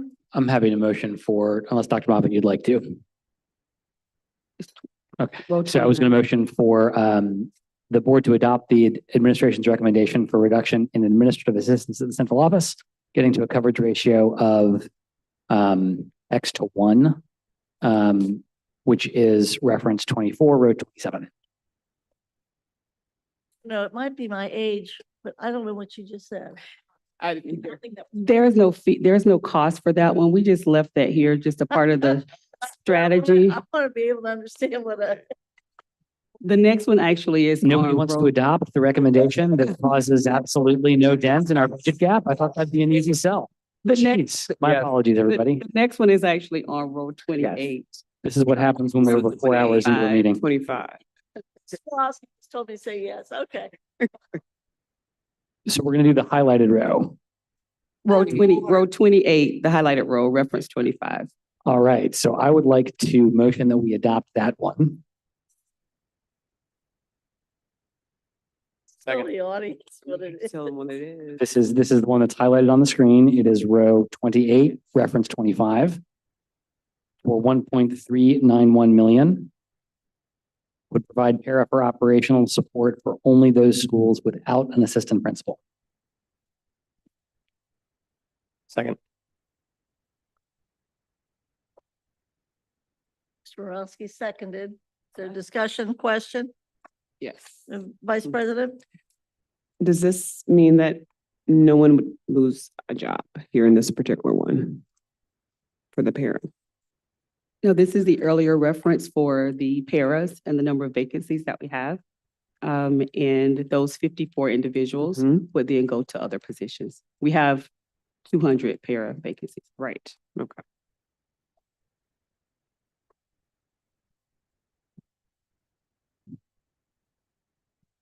Okay, vote? Mr. Lindy, Yes. Ms. Mapp, Yes. Dr. Moffat,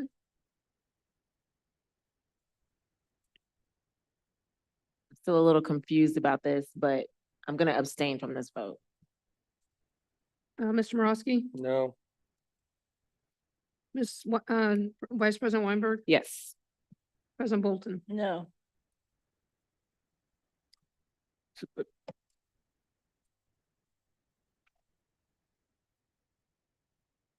Saying goes with the majority. What was the majority on the vote? 3-2, 3 yeses, 2 nos, and an abstention. And then just for the public's edification, if I'm right, abstention goes with the majority. Goes with the Is that- majority. Okay. That passed. Isn't that correct? Is that Is right? that correct, Does an General abs- Counsel? Is this not? Okay, all right. It's not a vote, so 3-2. So then that- Still passed. Sorry. Okay. Good. All right.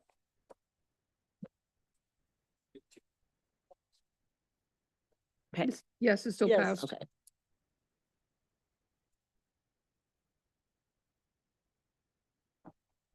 Last but not least, or are we done? We have 2 more. The last is row 30, reference 27. Oh, I'm sorry, there are 2 more. The next one is row 30, reference 27. Motion, Vice President? I make a motion that in terms of athletics in the amount of 506,000, it is reduces back to baseline Schedule E funding by removing a one-time ESSER increase. Second, anybody? Second. Discussion? Yes, President Boston, this is for Superintendent Wright. I'm concerned about some of the things that will be impacted under athletics as a result of this decision, potential decision. So if we return back to Schedule E funding, what would be some of the impacts there?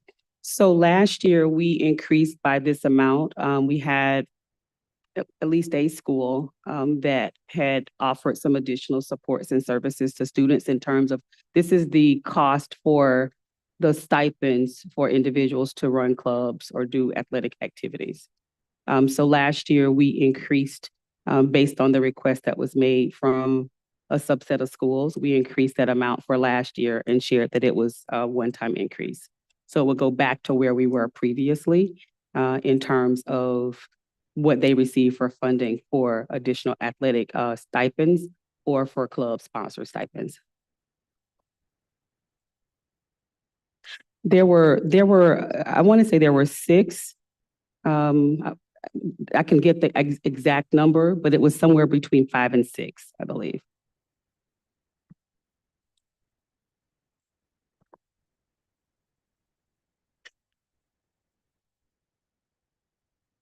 No more discussion or question? Vote, please. Mr. Lindy, Because if it's this or reducing staff, my vote is yes. Ms. Mapp, Yes. Dr. Moffat, No. Mr. Morosky, Yes. Vice President Weinberg. On this particular one, is it reducing, it's not reducing staff, or was it reducing staff?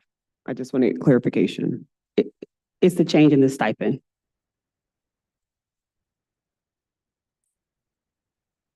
Abstain. Votes, yeah, has already started. No. President Bolton, no. 3-2. It's a reduction of it's the extracurricular that were put in last year. I understand that, but I think when we say it's reducing the stipend, it has to impact those staff members that got the stipend. So are we reducing staff? I don't want to be ambiguous here. Are we reducing staff? That means that the money only goes so far. I think that Ben's question is not fully answered. It reduces the stipend back down to what it was. So that means that those staff members, or no? It's, if I can answer, oh, I'm sorry. Okay. Go ahead. My understanding is it's not necessarily reducing the staff.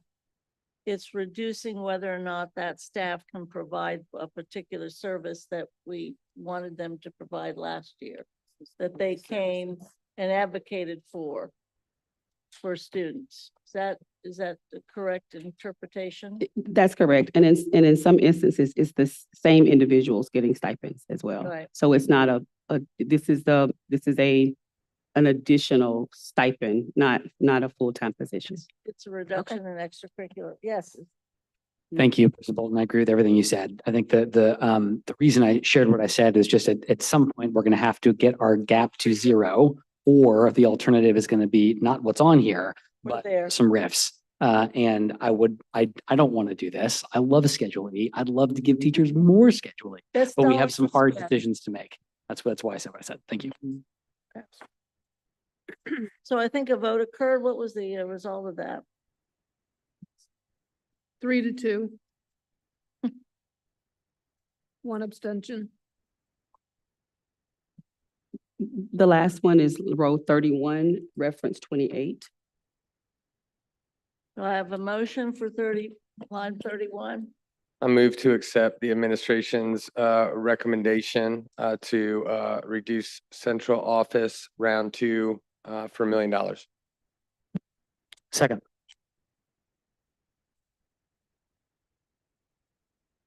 Discussion, questions? All right. Okay. Do we know any more specifics around what positions or what this would include? Not yet, So how do we know it's $1 million? because the overall number of staffing positions are 224, and we're looking to reduce that by 5%. Okay. It's an answer. Asked and answered. Vote. Mr. Lindy, Yes. Ms. Mapp, Yes. Dr. Moffat, Abstain. Mr. Morosky, Yes. Vice President Weinberg, Yes. President Bolton. Yes. Well,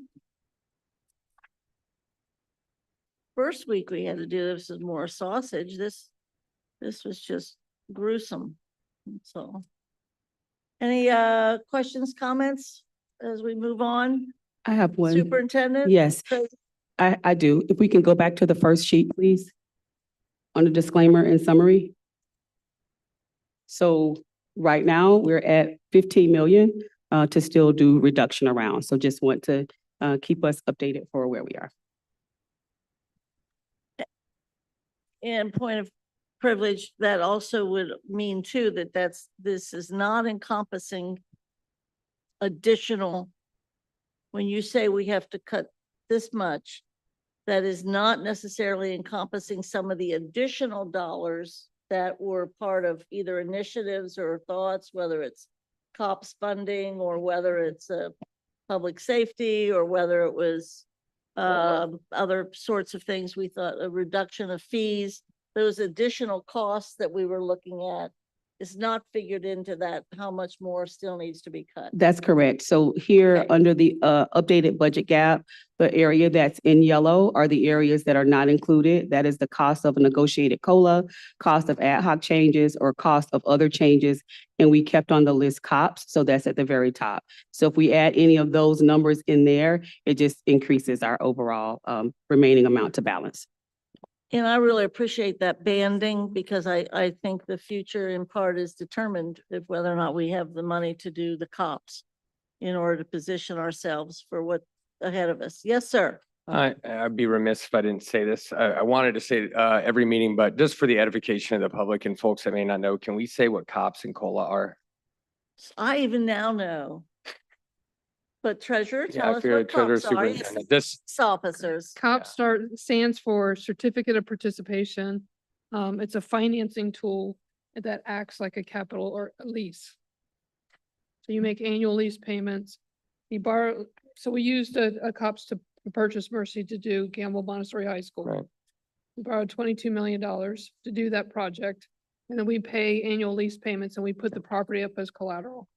and now you know. And COLA, just in case, again, people don't know, just so they're not confused, what's COLA? COLA is a cost of living adjustment, salary adjustment. And now, the more you know. Thank you. Thank you, Mr. Morosky. I appreciate that a lot. And then certain things like steps are already in this amount. Steps as are opposed included to in the average COLAs. salary calculations that are Thank billed the budget because they're already agreed to and then negotiated collective Great. bargaining agreement. They're also listed here at 7.1 million. Appreciate it. All right, we've done the budget part. Mr. Lindy. Just in the spirit of like trying to face the facts, keep the faith, celebrate progress. So like we did start with a gap of 80 million. And so we've got it down to 15 million. Is that right? And this last 15 is going to be the hardest 15. But that is 65 million that we've done. And I think that's because people here have, the administration has prepared incredibly rigorous, thoughtful work.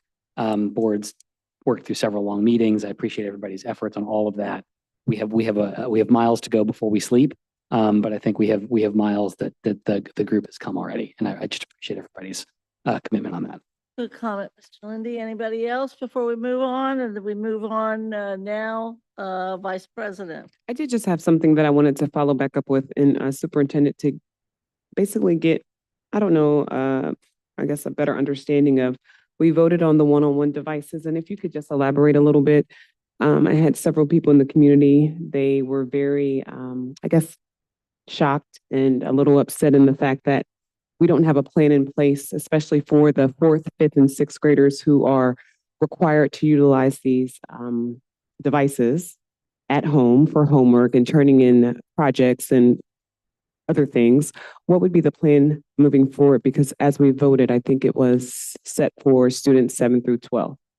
And I'm a little concerned about that. And I am actually upset with myself that I didn't ask that question before voting and to get some further details on that. Thank you. Thank you for the question. So if you recall the presentation that we shared with the board on the January 27th date, one of the data points that we shared was the usage of devices across students and schools outside of the school day.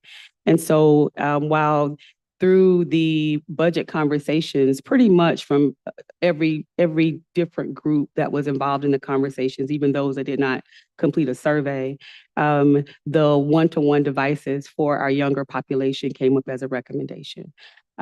Before making that recommendation, we actually wanted to verify how much students were using the devices outside of school.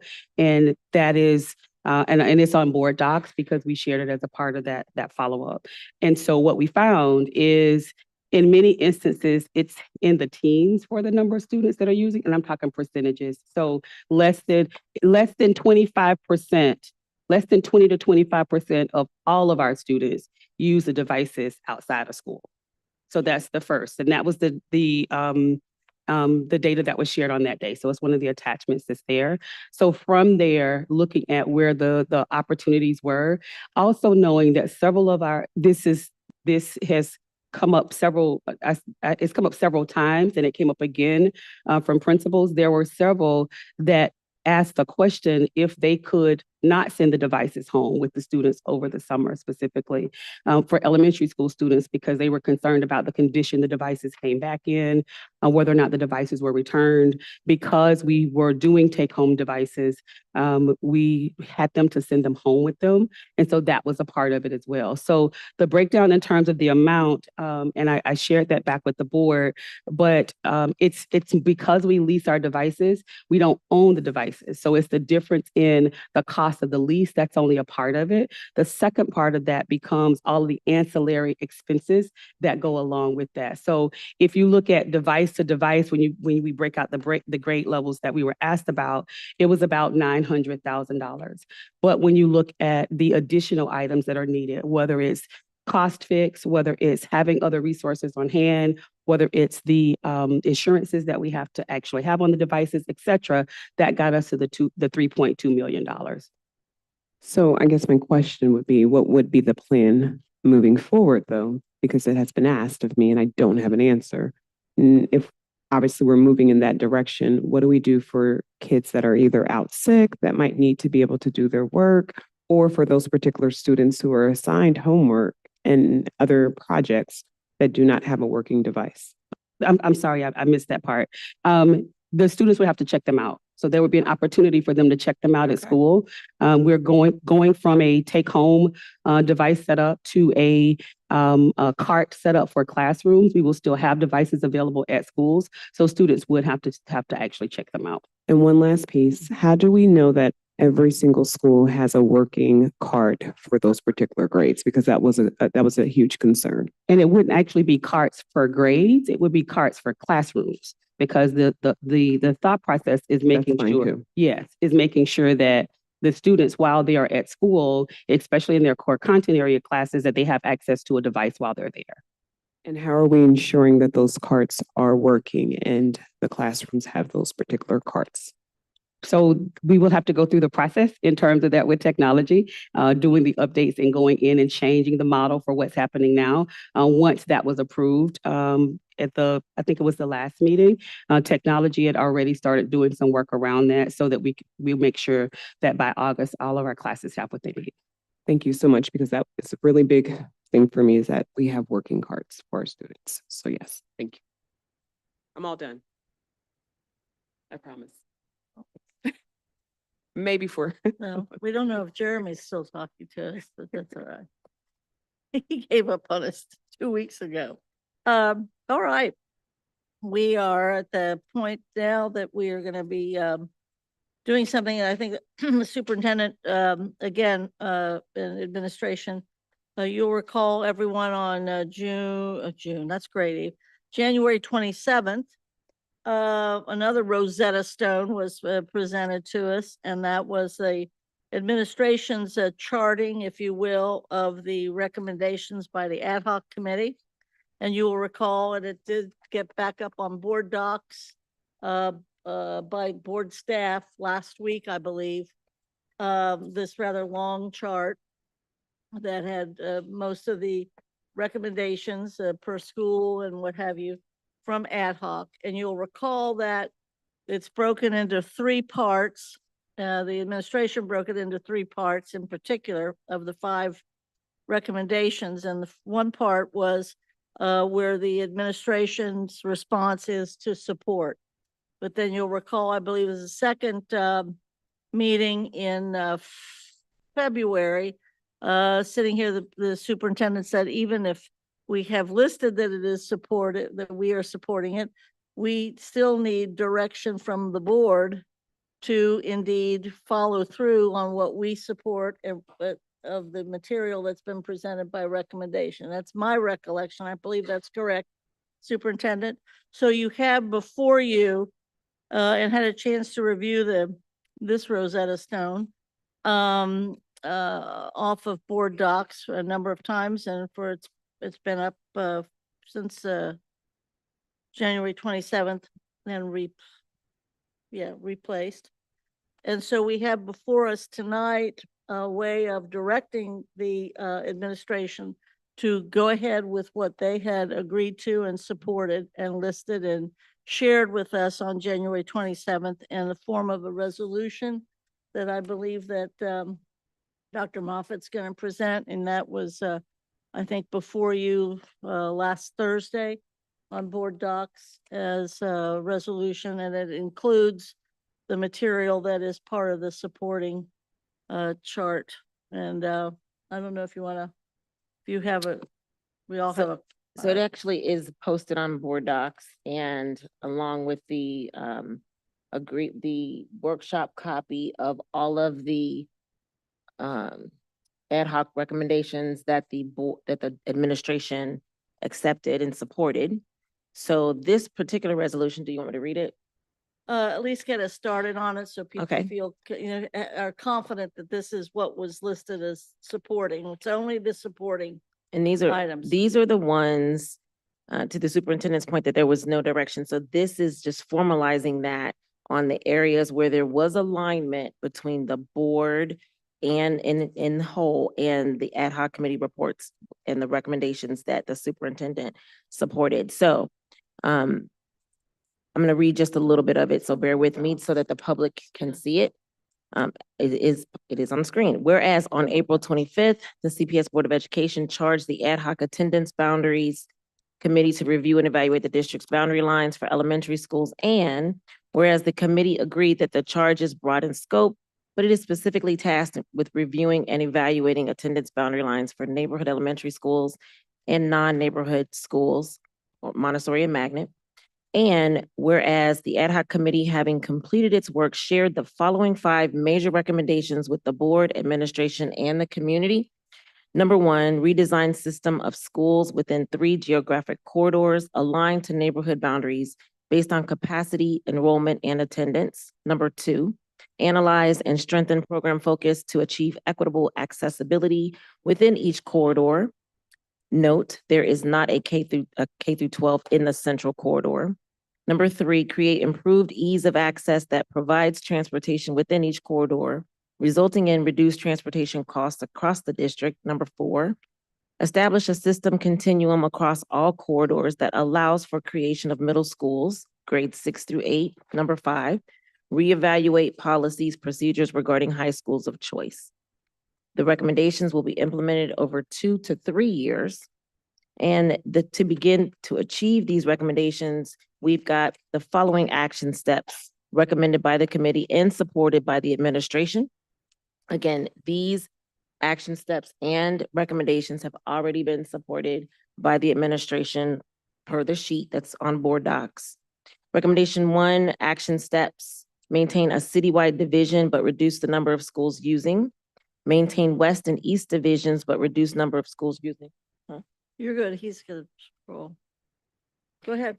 Create a practice culturally acceptable map of the district with 3 north-south corridors, east, central, and west, that become transportation paradigms, varied programmatic choices, similar in each corridor, and economically diverse populations in each corridor.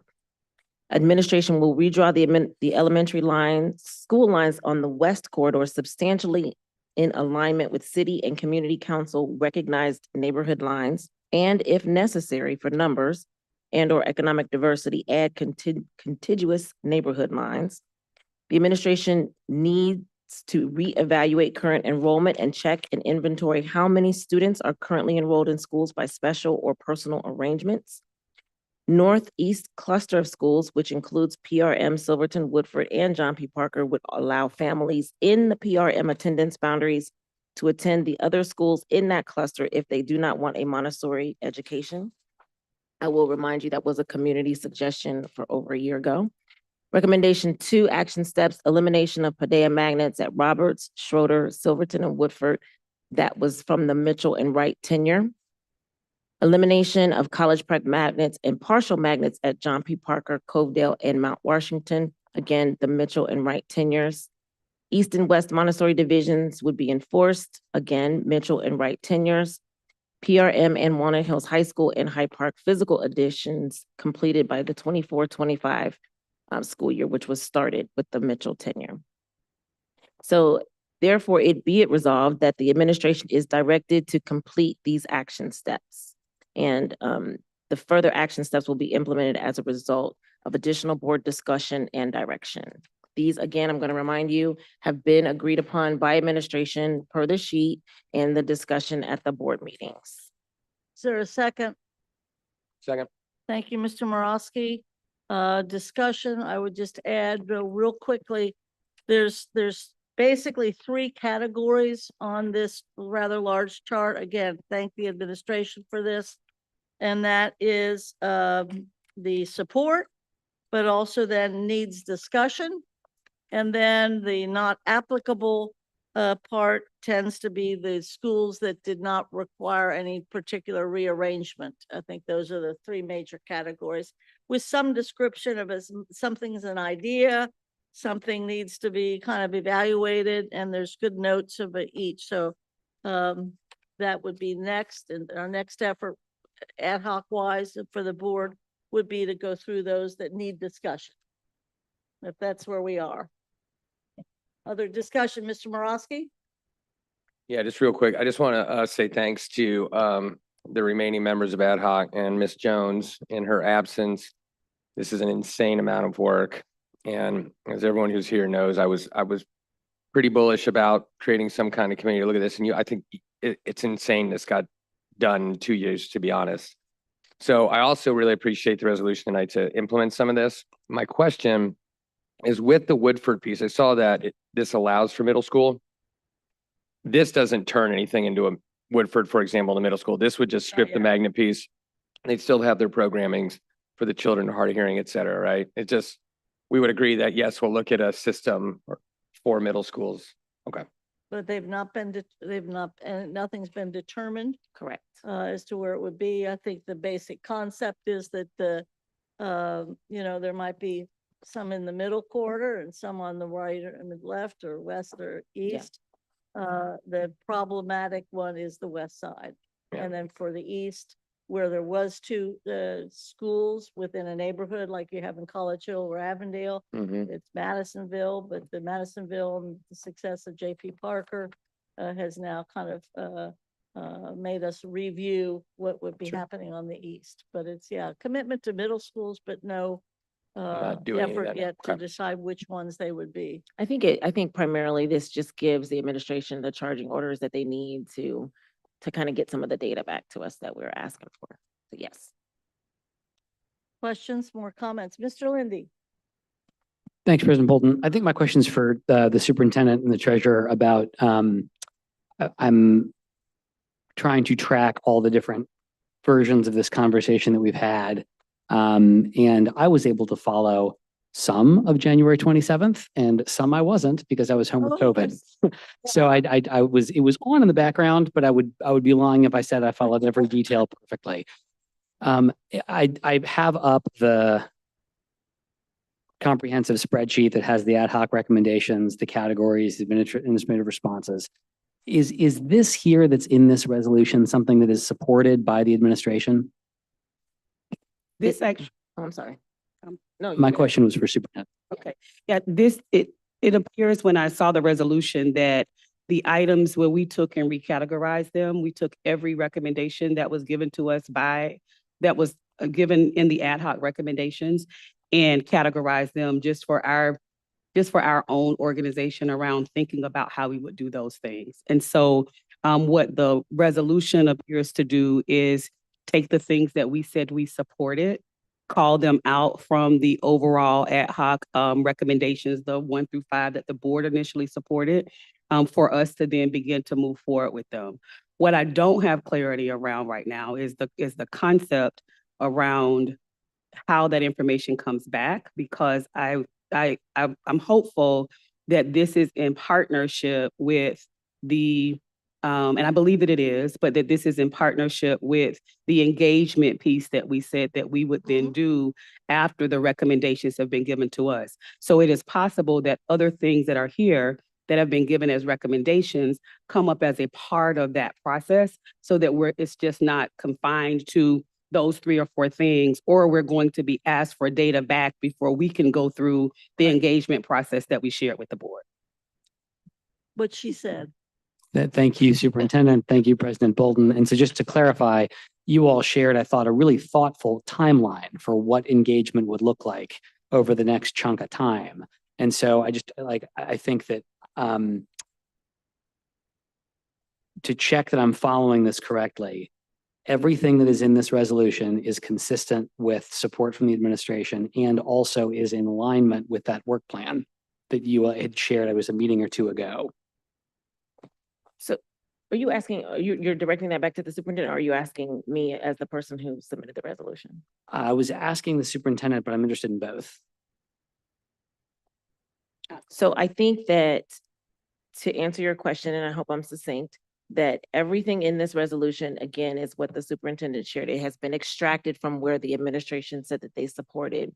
The proposed engagement plan that the administration submitted, I'm assuming was up for discussion because there were some significant chunks that needed to be revised upon. For example, I shared that to begin engagement around August could be done sooner. So there were some area I would assume for some implementation of redirection from the board to the administration around engagement. But I do think that this is a great skeleton of a start for the administration to begin to have more direction on maybe revamping that engagement plan, but hearing that the board wants to get things done. So I don't think we would be requesting data without some further discussion around the engagement plan.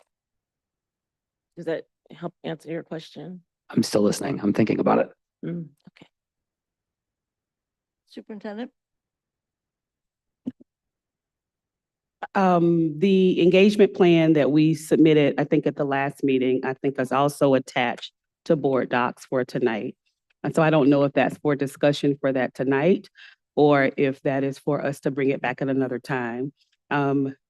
Hearing that we have support from the board to then move forward, we could start that process. And the ask would be that at this point, let us drive that part of it so that we're bringing information back to the board, so that we're aligning with the board on the events that the board is doing versus events that the board is doing along with us, so that we can fully develop. What you received was not a comprehensive plan. It was an overview of what we would do moving forward. But at this point, now that we have the recommendations, if we have the support of the board, let us move forward with what's been provided. And thank you. And then I think I realize this is my last question, which is, if we pass this tonight, there are still no changes to school enrollment patterns for the 24-25 school year. Not based on anything that I am recommending. I don't know if the board is going to direct in a different way. My caveat to that is that we still have those items for discussion. And I think the board needs to actually chime in on those things that the administration said, we need discussion. We need to think of how this is going to work or not work. I'm not ready to say that nothing within the needs discussion is going to be on hold. There are some things that may not be costly, or maybe something that makes more sense from an equity standpoint. And for the engagement piece, I think the engagement piece, delaying it to August when everybody is foaming at the mouth right now, based upon as this has been released, I think my concern about the engagement piece is that we probably need to move it up. And I think the superintendent's in favor of doing that when we can nail down this budget particularly. I think the other thing, and to your point that I would like to make sure as well, is this is the way that I think I understand it. But whatever is in the resolution tonight, they're not the only things that we can work on as a part of the recommendations that have been provided. These are just the ones that the board at this point is saying, yes, please move forward with those. But a part of the engagement conversation is really to a larger conversation around reorganization.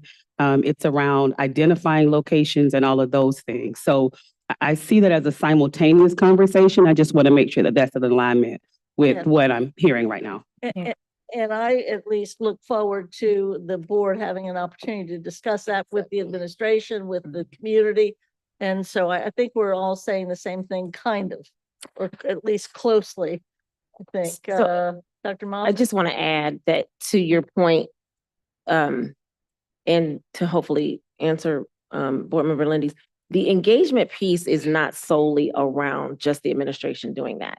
I've made the recommendation multiple times that the board also needs to be engaged around the ad hoc and the engagement plan. So I didn't see that in the proposal, which is why I named it a proposal, because it needs revision to include board members in the discussion around the direction of what the ad hoc is intending. There has been a lot of misunderstanding and miscommunication that I think we need to speak with one voice around the board and the superintendent to the community. And so again, to this charge, it is definitely in alignment, but the engagement piece is in tandem with, not solely based on the administration doing that. So as long as we're clear on that, I think that's just my caveat that I want to make sure that we say, because it hasn't been very clear apparently, but I think moving forward, we need to work collaboratively, the board and the administration, around community engagement, around surveys, around representing to the community what the intention is, so that there isn't misunderstanding and miscommunication going forward. Thank you, President Bolton. So I would like a historical background about the level of engagement that has occurred with the community, as well as the alignment with the board. And the reason why I am inquiring about that, because we're presenting a resolution that potentially may not have fully engaged, maybe both sectors. So I'm just trying to identify what's the historical context or background around that.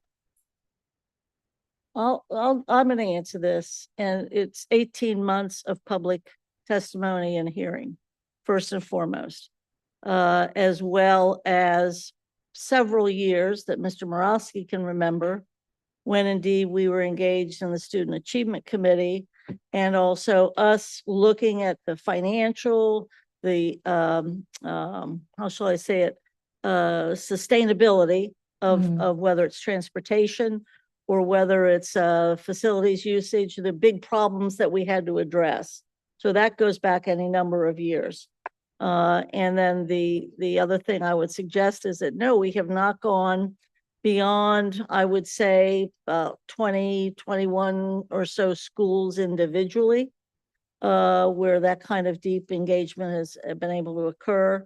And we can go through some of those. And we've not had a town hall that we really need to have to describe the whole plan.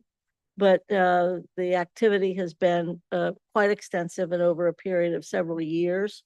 And I think this is the best effort to address giant problems and also kind of match to where we are with our strategic plan and the time frame, as well as confront some of these other budget issues. So I think we're going to vote for it, yes or no. These are, I have some additional questions. So, Okay. in terms of the board, where was the alignment with the board, I guess, before the January 27th meeting? So in the 2023 year, what was the, I guess, the discussion and the decision about where the board stood before moving forward with the recommendations?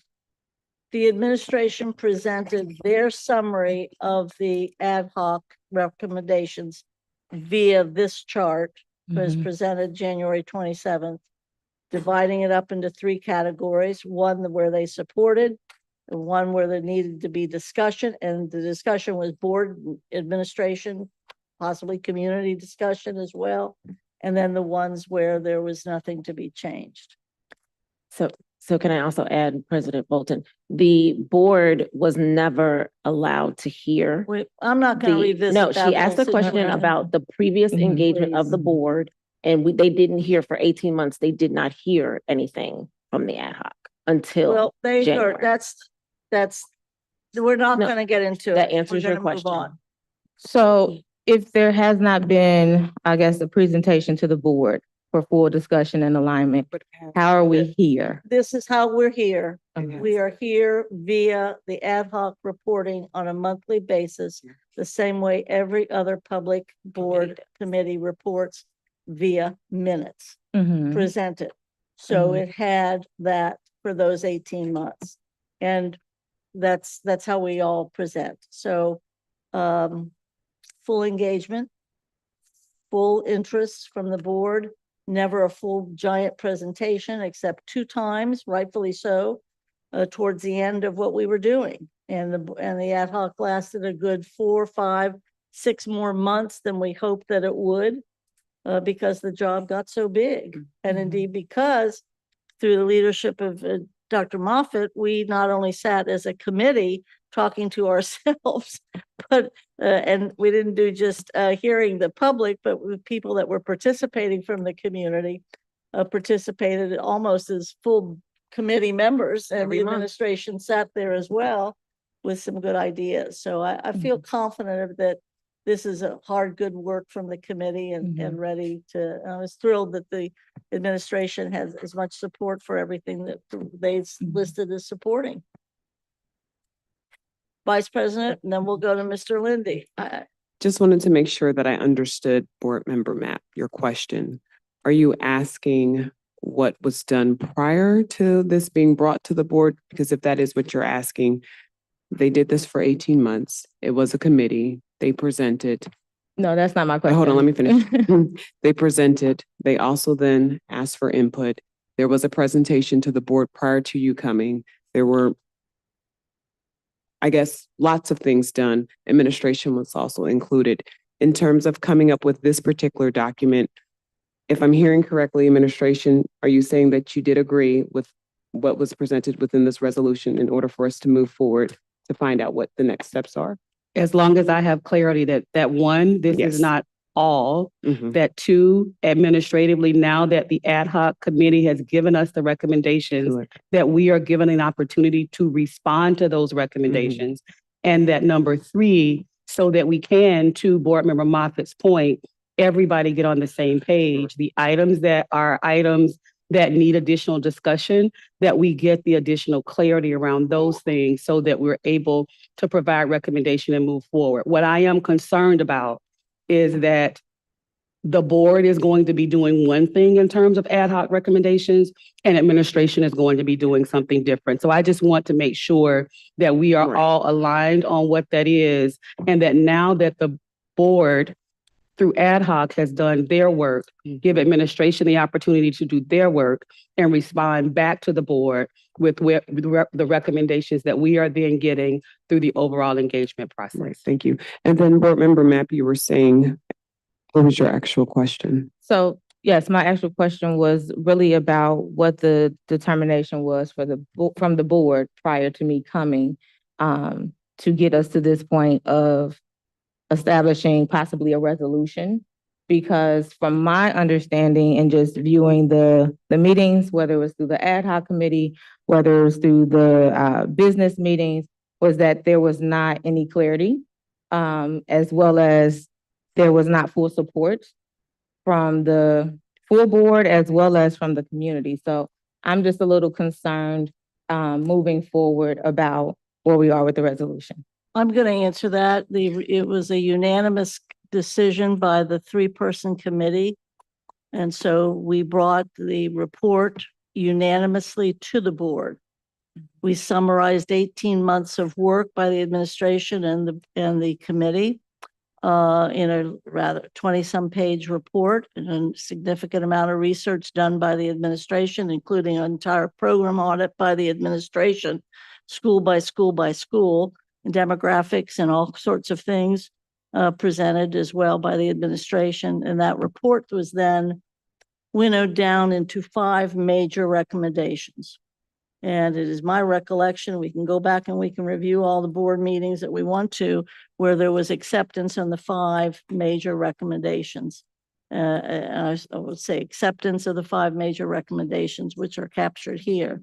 The administration has already reacted to the work of the committee by creating this document that we didn't ask them to create, and we had nothing to do with it on the committee.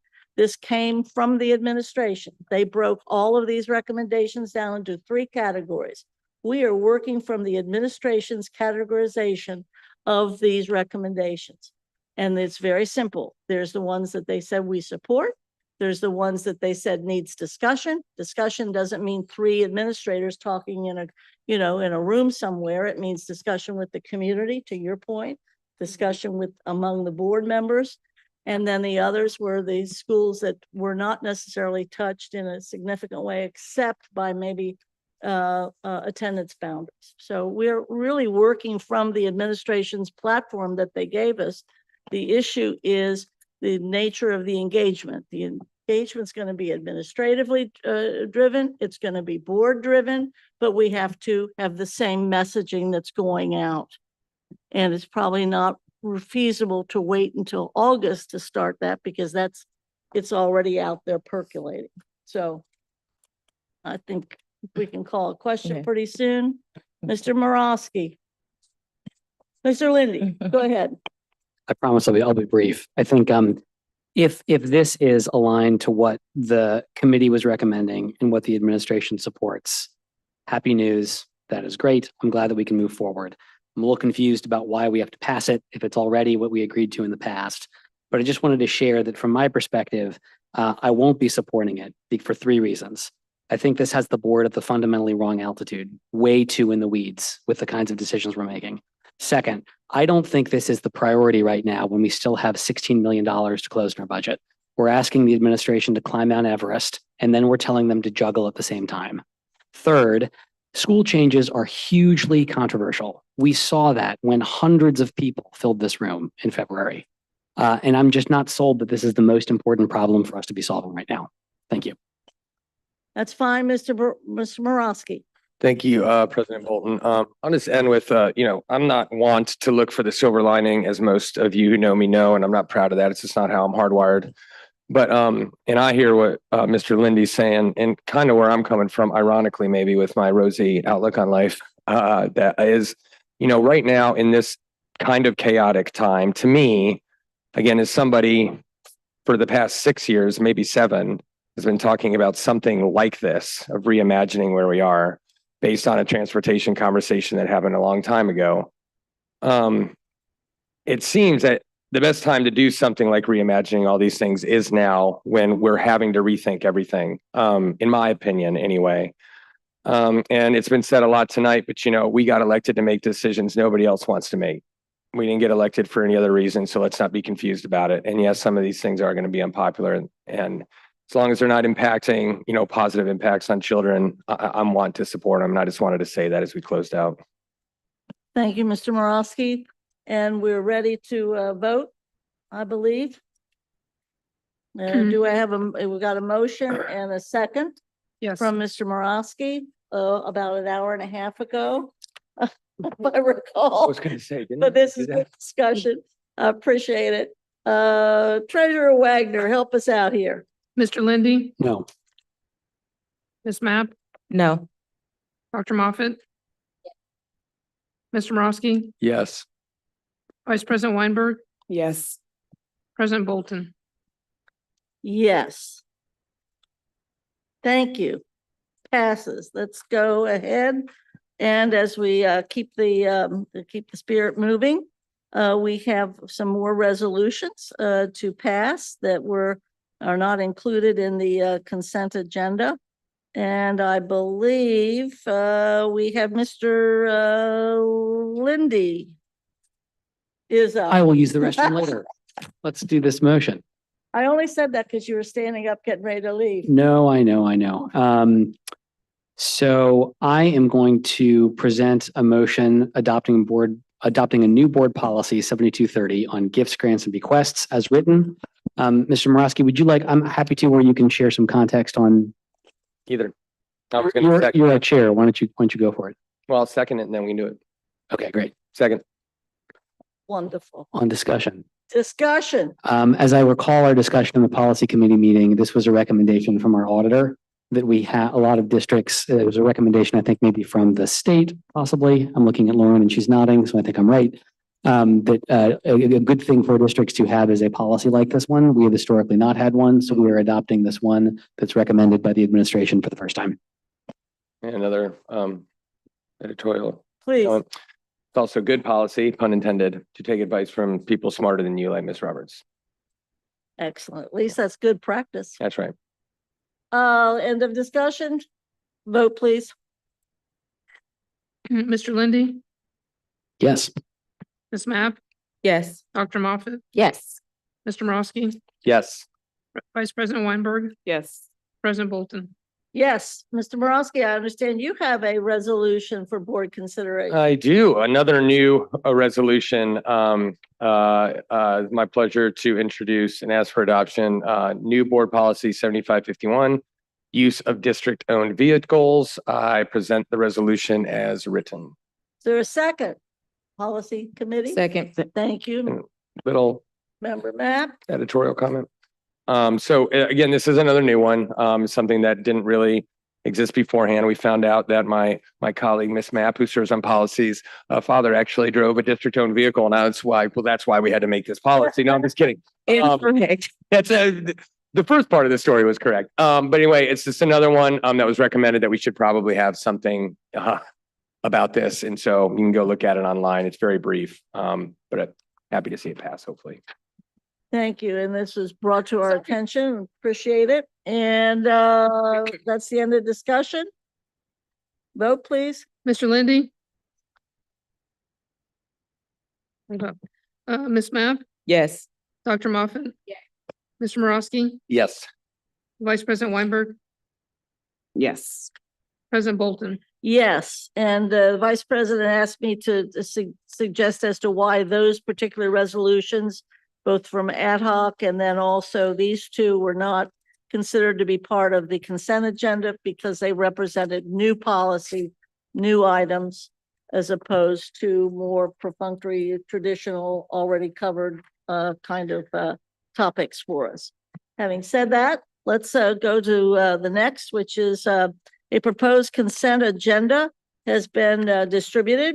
Treasurer Wagner, would you, if we have any exceptions, would you please make note of the exceptions and the exception makers, if indeed we have any?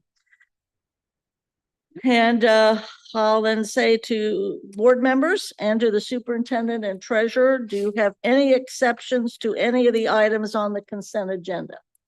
Madam Yes. Superintendent, Madam Treasurer first, Superintendent, Member Mapp. Yes, I have an abstention to the treasurer's report. Okay, And then I also have a point of clarity for the March 4th business meeting. and what would those be? We have two exceptions from the same exception maker. Tell us what they are. Take your time. I have noted on the abstention, as we discussed it before, it's the treasurer's report, page 7, item 3, it's a then and now for bonds to cores. Yeah, line item 1. Thank you. I had it on my page, but I couldn't find it. So thank you. You're And then for the March 4th business meeting, it's on page 226, letter J of the minutes. I just wanted to clarify that the motion was passed for the curriculum or a reduction in the curriculum for African-American history and math materials. It says it was passed 6-1, but I'm just trying to inquire if it was passed 7-0. I don't have those notes with Okay. me. I'd have to look it up. Okay. It's reflecting that all board members passed or voted on that unanimously, but I just wanted to make sure that it was reflected in the minutes. Thank you. So the exception is to have a discussion about it, not from removal. And so is it okay if it remains on the consent agenda? Yes, that's fine. Great. Thank you for pointing that out. And so we'll move on then and do board members. Let's see. I'll need a motion to accept the consent agenda as So moved. discussed. Thank you. Is there a second? Second. We'll take a vote on that. Mr. Lindy, Yes. Ms. Mapp, Yes. Dr. Moffat, Yes. Mr. Morosky, Yes. Vice President Weinberg, Yes. President Bolton. Thank you. And we now move to inquiries and updates, and the inquiry that we have of and from the administration would be summer school. Madam Superintendent?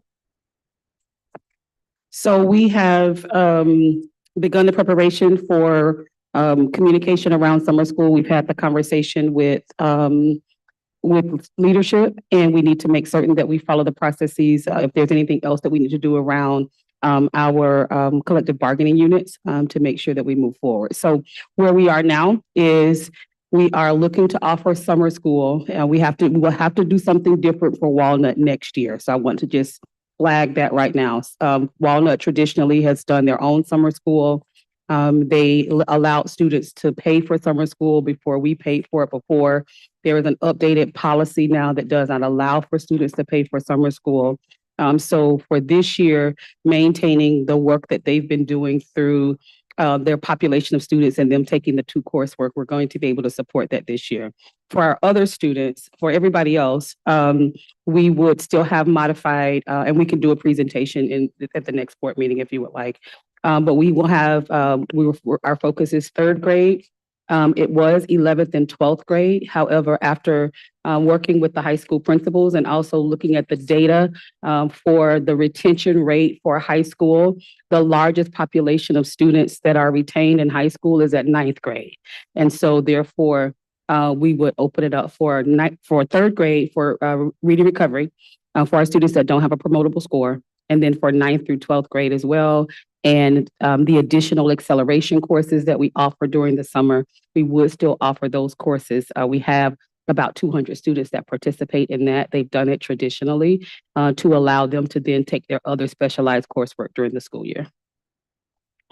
Any questions about that?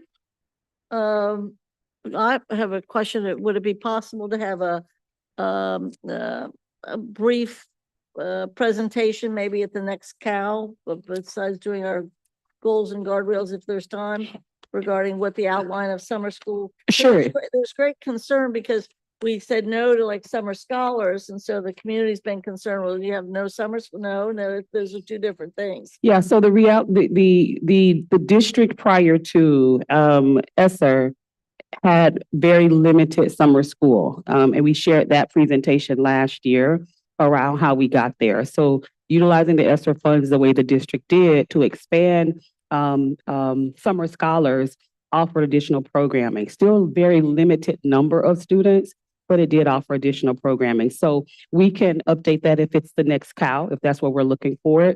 And I think we have a goals and guardrails then, but we could add it to that as well. Be great if it would be, I think the timing post spring break would be great for staff. Any other questions or comments regarding that? Treasurer? Not for summer school. I'm sorry. I had a correction to be made under the inquiries and updates. Oh, please, go ahead. I'm sorry. I didn't mean to interrupt the summer school conversation. Was it done? It's done. Okay, so earlier in the evening, we had one of our esteemed colleagues come to the podium and wanted to correct some facts. The first one was that all employees pay for their medical care. We don't have any employees that do not pay their medical care. We use a tiered system, so higher salaried employees actually pay a higher portion of it than lower salaried ones.